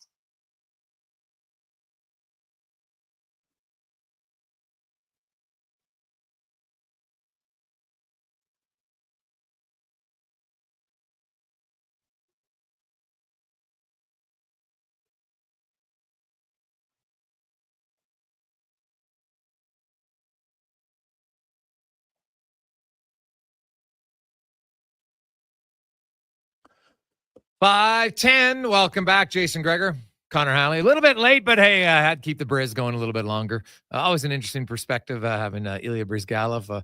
I love his honesty, man. It goes, hey, you know what? It's frustrating when late and you're just not, you can't do what you used to be able to do. Because the elite level athletes know, right? Like they know. It's probably no different at your job for people. You reach a certain age or type where you're just like, man, geez, maybe I used to be a little bit quicker. I'd react to that quicker, and all of a sudden it's just not there. And it sometimes, you have to change your approach and have to be a little bit different. But in sports, it's hard. Now we see Corey Perry. He's not a first-line player anymore, but he's found a way to be effective as a fourth-line guy, right? He can't do the things he did to keep him a first-line player. Goaltenders, maybe you can become a backup a bit, but it's a position that's, man, once you start to not be able to do what you used to do, it's pretty tough to stick around. So it's kind of how it goes. It is the Gregor Show presented by PlayAlberta.ca, where remind you every month to get a new opportunity. So if you used it in February, you can use it again. Promo code Gregor50 will get you a free $50 play at PlayAlberta.ca. Let's get to the spec report now, brought to you by GS Construction. And man, they're ramping up for another busy season. And hey, they're looking for some great people. If you want to work for a wonderful company, go to Indeed.com and look up GS Construction as we welcome in Mark Spector from Rogers Sportsnet and Spec. Oilers, it was like one step forward in Carolina where they were, their goalie was great. And basically in their last 7 games, it's like their goalie's great or they can't win because they got a lot of other issues right now for this team. And, we'll see, the players were saying all the right things today. Leon Draisaitl, Zach Hyman, and others that, hey, we got to play better as a group. And I guess we'll find out if they can come up with a better effort. They liked their first 10 minutes, but they did not like their last 50 minutes.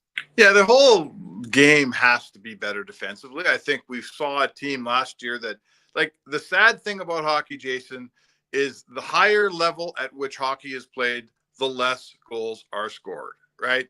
The gold medal game is always at best a 3-2 game. The Oilers we watched down the stretch last year won a lot of 3-1 hockey games with an empty net goal. But they were in total control of those games, and they were giving up nothing. And if they had to get into a 6-5 game, they flipped the switch and they played that game and usually won it. They can't get out of a 6-5 game right now, and they're not scoring enough goals to score the 5. They're just giving up way too much. Nothing that matters offensively or power play is important right now. Right? Nothing about scoring matters at this moment. You can't survive giving up the quality and volume of chance they're giving up. This has to end. You simply cannot win hockey games. This has nothing to do with goaltending last night, right? It's just chance after chance right in front of the goal. You can't win that way, so they got to figure that out. Yeah, it's goaltenders got to play better. The team defense has to play better. I would argue everybody but Leon Draisaitl. Now, Leon Draisaitl obviously has to play better than he did last night. I kind of joked about it, Spec, that Leon Draisaitl was the parent in the household when everybody's getting sick who somehow is dodging all of the illness that's running through the house. And that's what Draisaitl has been all year for the Oilers. Turnover-itis, the virus that has struck all the players. Draisaitl was like, no, not me, right? He's crushing Jägermeister because I know in Germany that's no, I'm kidding. I don't know if he is, but in Germany they use it as more of a herbal medicine than anything else. But last night it even affected him, Spec. That's how bad it's got, that it's finally got its last victim of the team. You're right. And it got him last night. Like, he said today, I got to be a leader. I can't be -4. No, he was brutal last night. And yes, here in Edmonton, we tend to watch a couple of slick power play goals and turn a blind eye to the rest of the play. And, but they scored, but they notched a couple of points. Yeah. Last night was a really pure example of how Leon Draisaitl could have a goal and assist and play horribly. And his team had no chance to win last night. Right? They got outscored 6-0 at 5-on-5. Like, that's just, sorry, pal. Don't talk to me about power play goals. And Leon's not, but I know people out there are saying, well, Leon's got his guy. He didn't have his guy last night. There's no doubt about it. Looking at, the orders today, Matt Savoy goes down to the minors. We can debate about that. He wasn't a difference maker, but he sure wasn't the worst forward on this group by any stretch in the games that he played. I'm wondering if it's salary cap related, trade deadline related. I kind of think it's more of the latter spec. We're coming up on like 44 hours till the trade deadline. And I know they made one. I still believe, Spec, right now, the number one priority, they have to upgrade their second pair right defense. They can't go deep into the playoffs with John Klingberg there. It's just not going to work. No, absolutely, man. That's you upgrade your defense, you make your goaltending better, you allow less chances, everything's better. So yes, I think as we watch them play, people talk goaltending and people talk wingers for Draisaitl, and we talk about a pair, partner for Nurse. And to my eye and your eye are seeing the same thing, Jay. As we get close to the deadline, the order of priority begins with the defenseman. If they can get two, let's argue about what the second move is, and we can have that conversation. But to me, there's no doubt in anyone's mind, what has to happen. The defenseman is the first priority. I want to say to you, like last night's a great example, and really the Washington game, the Philly game, like if you watch all the teams in the league, lots of goalies let in lots of pucks where you go, oh, I don't love that.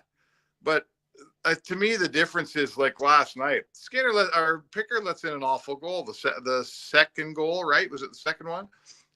It's an awful goal. We get that. It's an awful goal.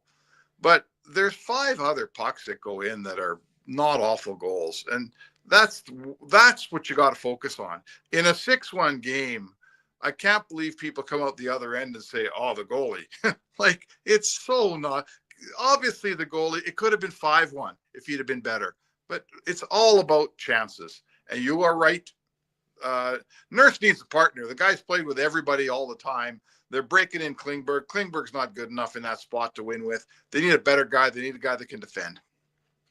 Oh, 100% they do. Now, Klingberg not on the ice again today. So, I wonder, you look at the NHL Edge spec, his top speed is only at 19 miles per hour this year so far. I just don't know. Like, it might just take him a long time to finally get back up to speed. Maybe he'll never get back up to speed, but there wasn't, much risk in that deal. There's no movement clause or anything. And I think if they move any defenseman, or acquire a defenseman, they move Klingberg's contract out with it just to make the money work. At this point. And, that's just, we've seen trades like teams do that all the time to make it happen. And like that, I don't see them adding a defenseman and then keeping Klingberg on the roster. Do you? Well, I mean, I guess if it's possible, you could, but he's the first salary that probably has to go out. This is just chapter 100 in the lesson book, Jason, of the guy that is injured and has surgeries and doesn't play for forever, and how he doesn't find his game overnight, right? We watched Connor Brown last season. We're watching Klingberg. When did he play his last game? Was it November of 23 or something? Yeah. Yeah, like really long time. And he walks into this team and we all go, hey, I don't mind this guy. And then it's 2 weeks later and we're going, okay, he can't skate. He's not skating very fast. He's not physical. He's having a hard, I think when you talk about Evander Kane and how much he's going to help in round 1, if he miraculously is ready to be in your starting lineup, I think you got to look at it in this context. He might give you a couple good games, but he's going to do what every one of those guys does, is all of a sudden they play a few games, they go, oh boy, I'm not sure I'm ready for this. So Klingberg doesn't surprise me. He shouldn't surprise anyone who watched Connor Brown try to play last year. Yeah, no, it's totally fair. The order is now it's obviously not that easy to flip the switch because, they played a better game in Florida and a little bit better in Carolina, but Pickard played great in Carolina. That probably got overlooked. They still gave up 6 or 37 shots in that game. So now you got Montreal coming in and they've been playing pretty well here of late, as the Ducks were last night. And, the thing that was probably the most disappointing about yesterday's spec was the first 10 minutes of that game, they had a lot of jump. Now, they still had to have the one turnover, and Pickard made the breakaway save. But for the most part, they had the puck with the shots were 7-1 at one point, and they're all over them. And then one giveaway, and boom, They after that it was kind of like lights out Irene for them. What did you make of the coach talked about being fragile, and then Hyman and Draisaitl kind of explaining their views on fragility of their team right now? Yeah, it is always amazing as a guy that's watched a lot of sports for a lot of years. Like, this doesn't meet this team with their veteran status, with all they've been through, with the experiences they've had, with digging out of holes in seasons, with winning game 7s on the road. It amazes me that the word fragility could still be anywhere near in the same time zone as this team. But it's human nature. And to me, where I spot the fragility is it's in two places, Jay. A bad goal for their goalie, a goal they don't like. This team's folded right now. That tells me two things. One, they're fragile. The other, they're sick of seeing bad goals go in, right? The reaction of a team to a bad goal is a tell for what they think of their goaltending, in my opinion. When they fold, it's because they're like, here we go again. So, yes, the Oilers are like a lot of fans. I think they're sick of the level of goaltending they're getting. The other place I see it, Jason, is look at they push and they got the first 10 minutes of that game. And Anaheim's going to push back, right? The other team's trying too. So Anaheim pushes. Edmonton's got no answer. But for the time Edmonton pushes back, it's 4-5-1. So to me, you're going to not have the puck. The other team's going to push. There's going to be times in the game where it's, holy man, they're better than we are. But you got to survive them. And right now, one push and Edmonton falls over. And that is the definition, Jason, of a fragile team.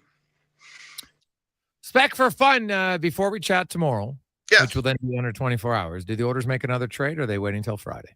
Oh, gee. I bet you it happens tomorrow. I'm absolutely sure they're making another trade here. I think this Savoy move is a precursor to getting the roster in order. I'll guess the first day, not the second day. I think it'll happen. Usually they try to clean these things up, and deadline day on Sportsnet is a bunch of guys juggling and telling jokes. Well, I'll say this, Spec. I said before I thought the Oilers need to make 3 moves, and I still think a right shot center and an upgrade on right defense are in order. Would you have any interest in Jake Allen if he was available? Oh, yeah. Yeah, Jake Allen's about the level of goaltender that the Oilers can afford that will make you better. Yes, I would for sure if I could. I mean, I haven't scouted him. I haven't seen him play in the last 3 months. Is his last team Montreal? Where is he? No, he's in New Jersey right now. He's in New Jersey. How's he played there? I'm not going to come on here like Kevin Woodley and tell you I watched his film. But if Jake Allen's the Jake Allen that I remember and he's playing at that level, yes, I would have time for Jake Allen. One thing I've been saying all week, Jay, you get a defenseman, your defense is better. You get a winger, your forwards are better. You get a goalie that gives your entire team more confidence and your whole team is better. That's not something to be overlooked, in my opinion. Yeah, Jake Allen's an interesting one. I think there's no question it would be an upgrade for the backup position. There's no doubt in my mind he would. And, I'm going to ask you a question. Sorry to interrupt. Yeah. Do you think that they'll trade Evander Kane before the deadline? Ooh, that's the juicy one. I'm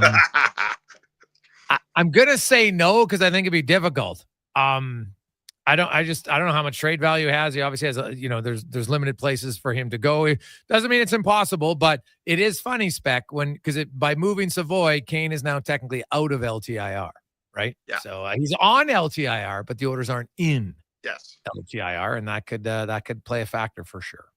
I think that I'll tell you this. He's working on it.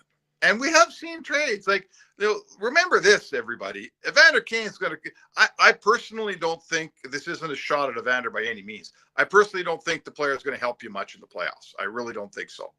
Okay. Just from what he's been through.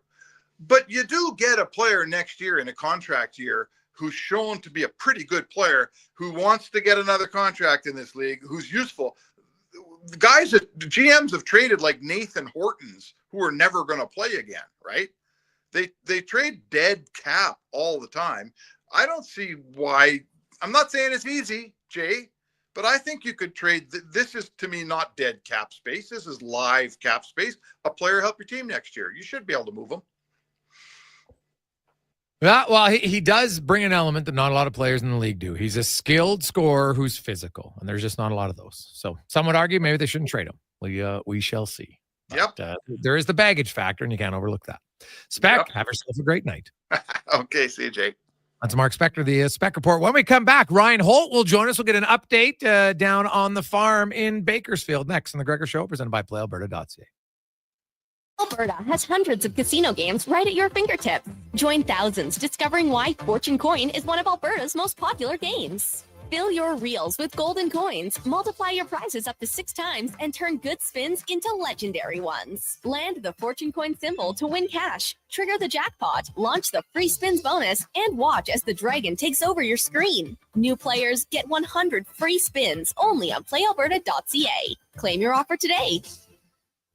At Papa John's, you get your everyday favorites for just $9.99 each when you order 2 or more items from the Papa Pairings menu. When you order more, you save more.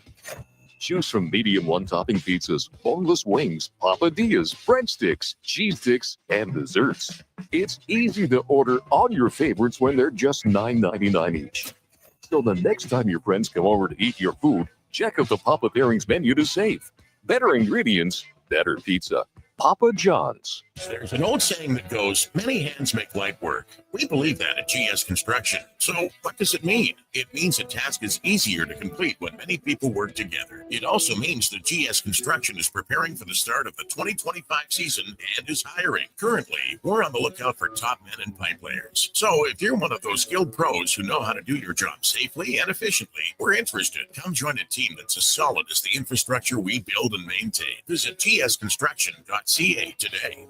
It's the season for love, and you're about to fall hard for the vehicle of your dreams. Presenting the outstanding 2025 XC90 from Volvo Cars Edmonton. Right now, you can lease your 2025 XC90 plug-in hybrid from 1.49% and save $4,600. Or finance a 2025 XC60 from 1.49% and save $1,500. All while being deeply infatuated by the newly upgraded, highly attractive body and wheel design. Volvo Cars Edmonton. VolvoCarsEdmonton.com. 1205 101 Street Southwest.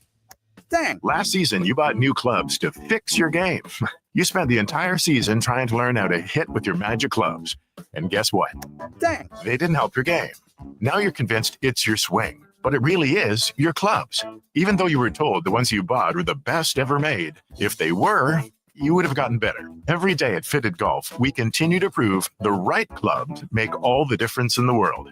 From beginners to pros, Fitted Golf makes all the difference. Yes, fittedgolf.ca. My utility bills are going through the roof. How can I take advantage of the sun and put my lazy roof to work? Sounds like a job for the men and women of Action Electrical.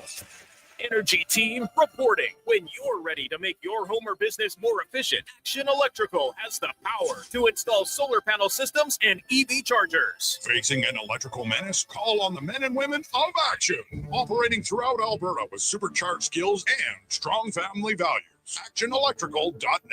It's the 2-day customer appreciation event at Vitality Health Foods. They're offering 25% off regularly priced products in stock, like Dr. Klein's Shilajit, featuring pure Himalayan Shilajit. Customer appreciation is the first Tuesday and Wednesday of each month. Visit Vitality Health Foods today. It's the season for love, and you're about to fall hard for the vehicle of your dreams. Presenting the outstanding 2025 XC90 from Volvo Cars Edmonton. Right now, you can lease your 2025 XC90 plug-in hybrid from 1.49% and save $4,600. Or finance a 2025 XC60 from 1.49% and save $1,500. All while being deeply infatuated by the newly upgraded, highly attractive body and wheel design. Volvo Cars Edmonton. VolvoCarsEdmonton.com. 1205 101 Street Southwest.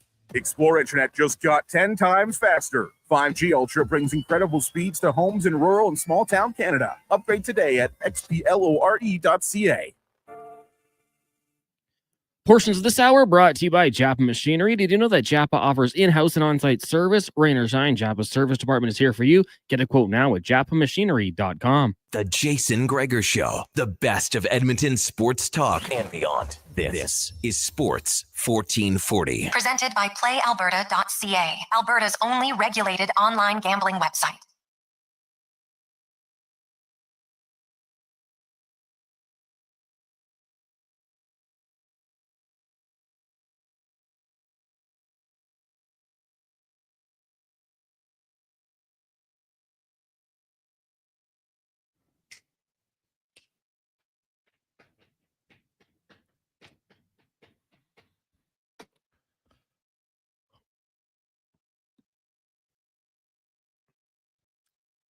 5:32.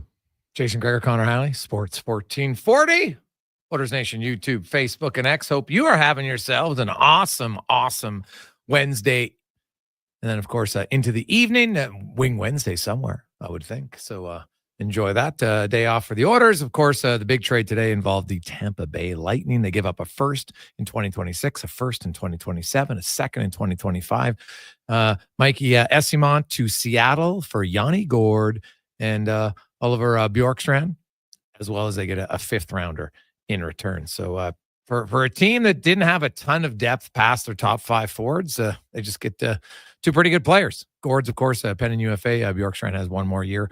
And Seattle did retain money on Gord, but not on Bjorkstrand. So that's the big deal. And the big news, of course, Jack Hughes done for the year. He's out, had shoulder surgery. He's on LTIR. So could that impact the Devils? It might impact the Oilers, folks, because maybe Jonathan Kovacevic is suddenly available. Maybe Jake Allen. We shall see. Let's talk the Oilers on the farm as the voice of the Condors, Ryan Holt, joins us once again. Holty, how you doing, my man? I'm good. It's Wing Wednesday here. We've got $2 hot dogs, $2 and $5 craft beer down here. So it is Wing Wednesday down here. So we're excited for it. Okay.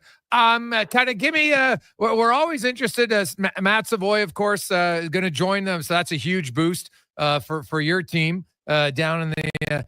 In Bakersfield. Give me kind of your state of the team. They had a lot of injuries early on. They seem to kind of overcome them. They're still in a playoff position, but they've been in a little bit of a funk as of late, going 3-4-2-1 in their last 10. Yeah, I think they've found ways to get points here over the last 10, 15 games. But you're right, it has been a lot of one-goal games, been a lot of winnable games that haven't gone the team's way. Good to get 2 road wins last week in San Jose and San Diego. 22 games left in the regular season. You mentioned it right in the thick of things playoff-wise. There's not much separating, kind of 4 through 7 in the Pacific. It seems like everybody trades spots. Depends on who plays on any given night. The good news is we have games in hand on everybody. But as a wise man once said, games in hand are only good if you end up winning them. So, yes. Getting Savoy back is definitely a boost up front. Hamlin and Kajula have been great. Griffith's been great. Cam Wright scored 2 goals last week, so he's provided some offense. Connor Carrick's been great on the back end, providing some offense. James Stefan came back last week and scored from the ECHL. And you're right, it's been offense by committee here for this team. I think defensively the team's been solid, but obviously things have changed here over the last 48 hours, if you will, on the back end. And, things look a little different back there, and who knows what happens, moving forward. But I think, this team they're getting everything they can out of everybody that's healthy and ready to roll going into the final 22 games. Now, when you say on the back end, obviously, there was the emergency recall, but then Cam Dineen went back down. What are the other changes on the back end? Max Warner, of course. Yeah, Max Warner, Cam Dineen's not playing tonight. Okay. So I'll leave that one with those above me. But we'll find out in about a half hour that he's not playing this evening. So he's probably on his way back up to Edmonton. And Connor Corcoran and Alex Canuck-Leaper have filled in nicely. They'll jump in the lineup. Ronnie Adder's been a little banged up. He's going to give it a go tonight. I think he's going to take warm-ups and see how he feels. So.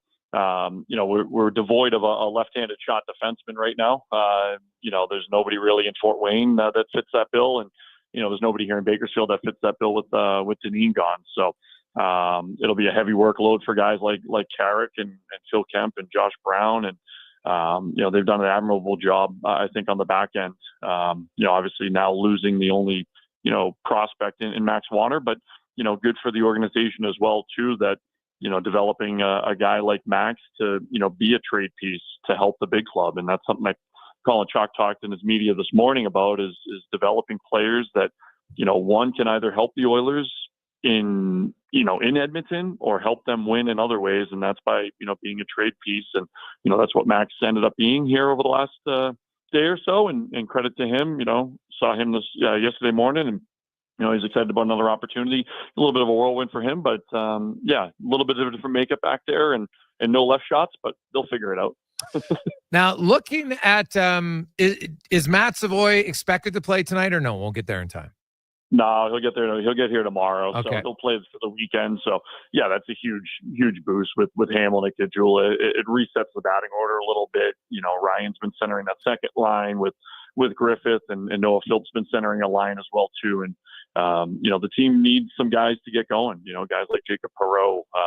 Stefan came back and scored, but Perreault's a guy who has had a lot of shootout highlights, but certainly could probably use a boost 5-on-5 during regulation. So we'll see if he can get going. But yeah, that's that second wave of scoring that has been lacking a little bit for this team. But this team's good enough defensively to overcome that. How's Noah Philp played since going back down?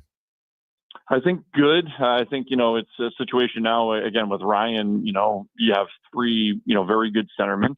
Noah had that initial bump, I think, from training camp and was very good early on this year. And, I think has tried to find his way, kind of in the second stint, if you will, back here in the American Hockey League. And, to be quite honest, when you look at the wingers that, he's had here over the last, little while, it's, been a situation where, it hasn't been at full strength for this team, so he hasn't necessarily had, kind of that support, but he's killing penalties. He's doing what he should be doing. And, he's a guy that, has continued to, progress here this season, and we'll see where he ends up here over the final 22 games.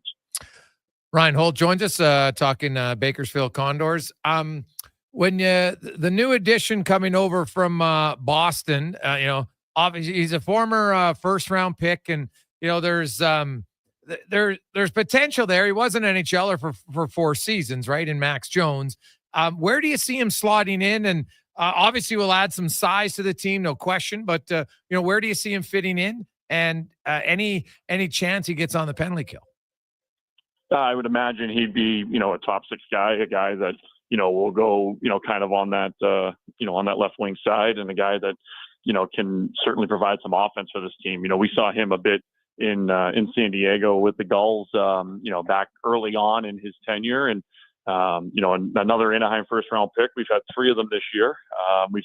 We've had nearly as many Anaheim first round picks as we've had Oilers draft picks play for us this season. I think it's 3 and 4, and we just traded Warner, so it's 3 and 3 right now. So Jones would be the third. But yeah, he's the guy who, we saw in San Diego, I think a top offensive guy at this level, and certainly can kill penalties. We have a plethora of PK type of guys with Savoy and Hamlin and Kajula and Philp and Ryan. So I think that would be a real strength for this team moving forward.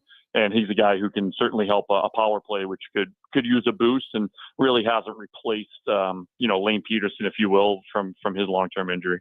Looking at the goaltending, Olivier Rodrigue, of course, has played 33 games, 18 for Colin Delia. They both have identical 2.90 goals against and identical 902 save percentage. Have they been even? I know the numbers don't always say anything. How's Rodrigue played and how's Delia played? Is Rodrigue the clear guy going forward, or is there a little bit of a competition there? What do you think? No, Rodrigue's the clear guy going forward. Delia is going to play tonight, but Ollie's played, 7 of the last 8 or 6 out of the last 8. And, he's played the second most minutes in the American Hockey League this season. So it's been a big workload for Ollie, and 2 big wins this past weekend, in San Jose and San Diego. The thing about the Ollie here over the last couple of weeks has been kind of that, I'll say that next save, if you will, in a third period in a tight hockey game. And, maybe it has nothing to do with him, but it just seems like we haven't been able to close out games. So kind of having that finisher's mentality. I know that's something that Kelly Gard has worked with him, over the last couple of weeks, being able to dial in a little bit. And he dialed in great in San Diego, made 2 huge breakaway saves in overtime, won the game in the shootout for the team. So that was a positive for him. It has been a big workload for him. He hasn't faced a ton of shots lately, and I think he's a shot volume type of goaltender. He's a guy who, I think gets better with a lot of shots against him. We don't give up much. So, some of the numbers I think look a little wonky just because it's been, 18 on 21 or it's been 19 on 22. Whereas, the volume hasn't necessarily been there. Delia has been great for the team in the second half of the year. Drake Kajula kind of talked about us not being able to, score early on in the season for him, and he didn't get a lot of run support.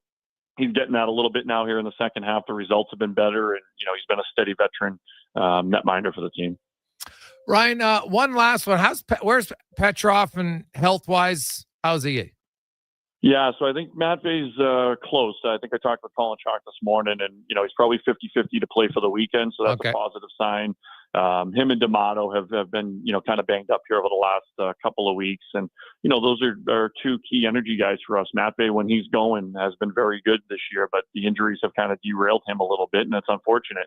He had a good month in December, got hurt, and then, came back for a little bit and kind of got banged up again. So hopefully he can come back, hopefully this weekend, if not next week, and then, have a strong finish to the season. But, he's a guy that, offensively this team, can certainly use here down the stretch. And then, we'll see what happens in terms of adding anybody from the college or the free agent ranks, because there's definitely opportunity here, with the Condors, and not only this year, but moving forward. Ryan, enjoy the game tonight, man. We really appreciate you joining us on a game day. Not a problem at all, Jason. Appreciate it, and take care. There you go. There's Ryan Holt, voice of the Condor. So always the farm update. They've had a lot of injuries. Matt Savoy won't play tonight. We'll be back in the lineup for the weekend. Sounds like Cam Dineen likely coming back up. So the Oilers, they got some health issues. Again, Klingberg didn't skate today. Neither did Ekholm. Head coach said that Ekholm unlikely to play tomorrow. He's been battling that sickness that he got at Four Nation and just hasn't been able to get good. So they probably just, maybe want to give him some rest and, a few extra days, and maybe that will help out. Klingberg's now missed practice at two out of the last three, I think it was. So that's, that's a concern. So they had the emergency recall for Dineen, but obviously Klingberg was able to play, but maybe won't be able to go. So we'll see. Come back, wrap things up in the Gregor Show, presented by PlayAlberta.ca. In 1973, deep in the basement of an Edmonton family home, an elite team of specialized forces came together to form Action Electrical. Action Electrical Division. Projects team reporting. Service team reporting. Testing team reporting. Energy team reporting. Supercharged with skills in their electrical fields and grounded by strong family values. Facing an electrical menace? Call on the men and women of Action. Operating throughout Alberta at actionelectrical.net.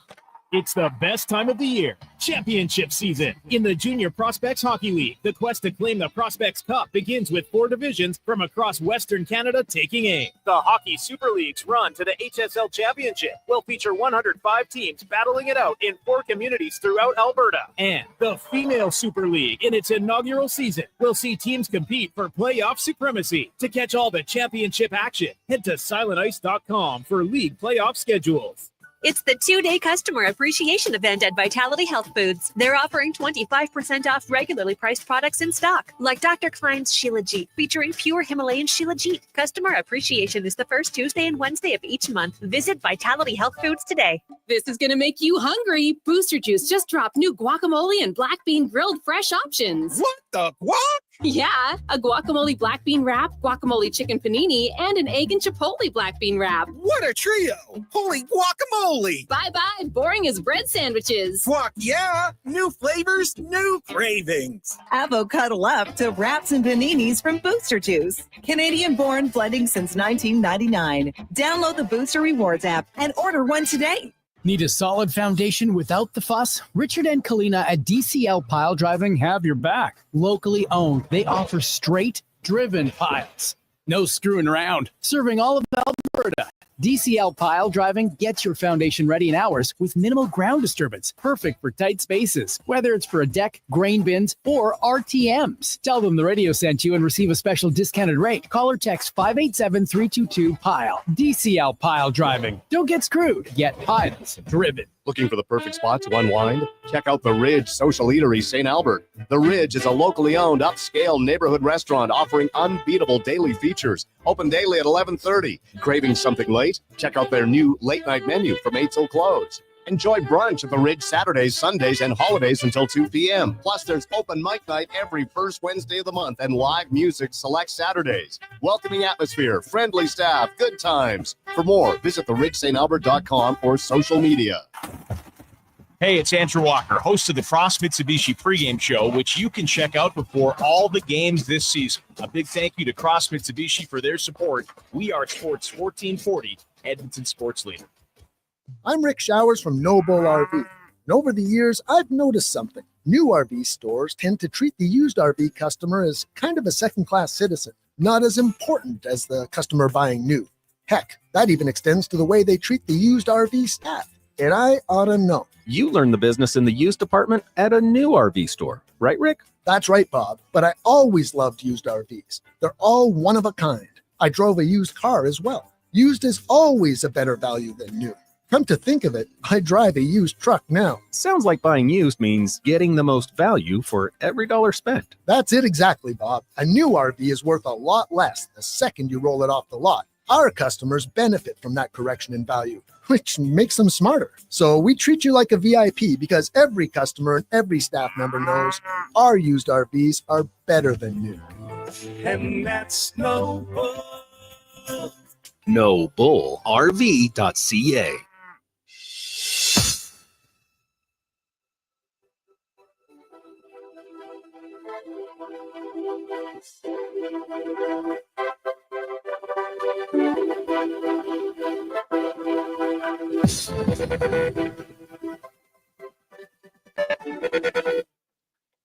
Portions of this hour brought to you by Action Electrical. They're the most diversified electrical contractor in Alberta with 4 divisions and project service tag and solar for commercial or residential. Contact them today at actionelectrical.net. Hat-tricks, touchdowns, and home runs. Get it all with the Jason Gregor Show on Sports 1440. Presented by PlayAlberta.ca, Alberta's only regulated online gambling website.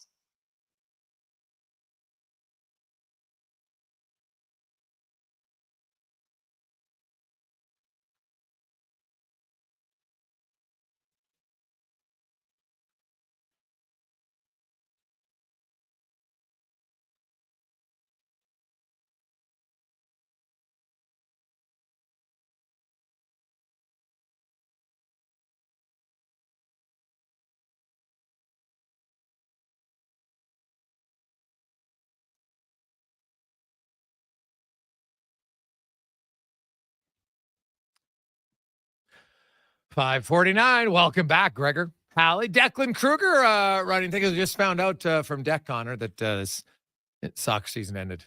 They're like the Premier League. No playoffs, just regular season. They had a chance to win the league in the last night, and Deck didn't produce some offense the last game. So disappointing for him. We might have to get him to. We might have to get Lowtide to explain that. What happened? I got the weekly updates from him, and I will say from an outsider's perspective, I don't think they're even in the conversation for, top of the table without Declan. So he did all he could. He's Leon Draisaitl of the last 5 games. He's out there busting his tail, and I don't want to throw the rest of his team under the bus. I don't know if they listen, but did he have a Draisaitl game though in their last game of the year? It is funny. Like, he says no. Like it's and Leon Draisaitl today said, "Hey man, I can't make those 2 giveaways," which is totally true. But Draisaitl is the one player where you're watching and you're just like, well, you know what? He's having an off night. He's pretty much like, I couldn't think of another game where you're like, geez, Draisaitl wasn't very good tonight. Honestly, he has been good defensively, offensively. You know what? Obviously carrying the team in goals.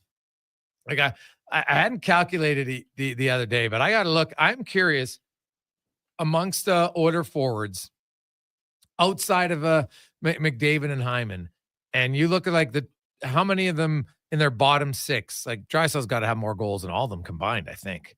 Right. And that's like great for Draisaitl, but that just to me kind of illustrates where their offense isn't their main issue, but lately it's been an issue. There's no debating that, right? Like if you look at guys, well, I guess because Corey Perry scored that, that would put him up there, but Adam Henrique has 8 goals. Brown has 7. I don't think what does he have? 1 goal in his last 30 games. Arvidsson has 7, Podkolzin. So there's 20, 28 from Henrique, 5 from Kapanen. That's 33. Janmark has 2. That's 35. Derek Ryan, when he's here, had 1, 36. Yet and Jeff Skinner, it's 47-45. Like, come on. Derek Ryan's on here. It's 46-45. Good for Draisaitl. Bad for the rest. Right? Just not good. So you need a few other guys to chip in somewhere offensively. That would be nice. So we'll see.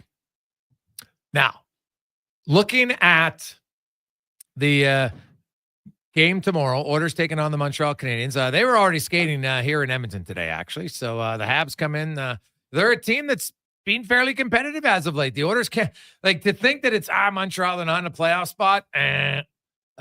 We saw it last night. The Ducks weren't in a playoff spot. The Canadiens are 1 point out of a playoff spot. They're going to be hungry. They've won 5 in a row.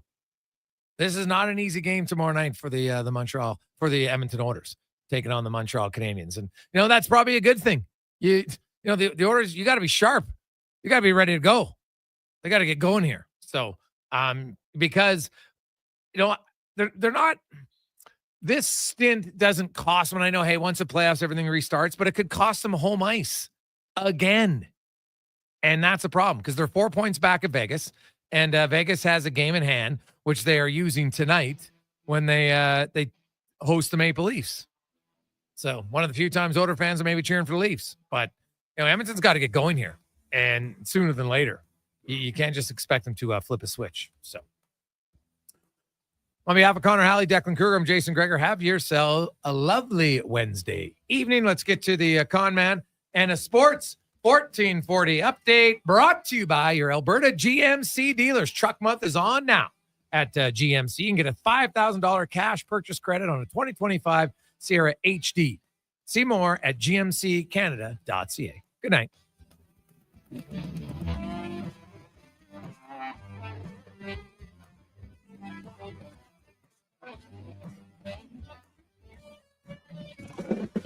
This is the Sports 1440 update. The New Jersey Devils announced today that Jack Hughes underwent shoulder surgery and will be placed on LTI, or with that, he's expected to miss the remainder of the season. Should be good to go for training camp next season. Tampa Bay Lightning are acquiring forwards Oliver Bjorkstrand and Yanni Gord from the Seattle Kraken. In exchange, the Kraken are receiving first-round picks in 2026 and 2027 that are top 10 protected, a second-round pick in 2025 that previously belonged to the Leafs, and forward Michael Eyssimont back in the deal. In addition to the forwards, Tampa Bay also receives a 2026 fifth-rounder. On the ice right now, midway through the first, Caps on top of the Rangers 1-0, and the Sens lead the Blackhawks by that same score. Later tonight, Maple Leafs take on the Golden Knights, Canucks host the Ducks and the Blues in Los Angeles. In the association second quarter action, Blazers lead the Celtics 43-51. You've also got the Timberwolves up on the Hornets 58-49. PWHL, Boston, New York tied at 1 apiece after 20 minutes. And in town tonight, the Edmonton Oil Kings taking on the Brandon Wheat Kings. That one gets going just after 7. That's going to do it for us here on the Jason Gregor Show. Coming up next, Fox Sports Radio. Local coverage resumes tomorrow morning, 7 a.m. on the Kevin Carriott Show. I'm Connor Halley. This has been a Sports 1440 update.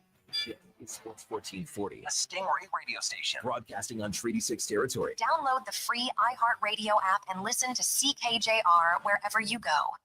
Legacy Heating and Cooling offers no payments and no interest for 1 year on your new furnace. So, when you wake up to no heat, call Legacy.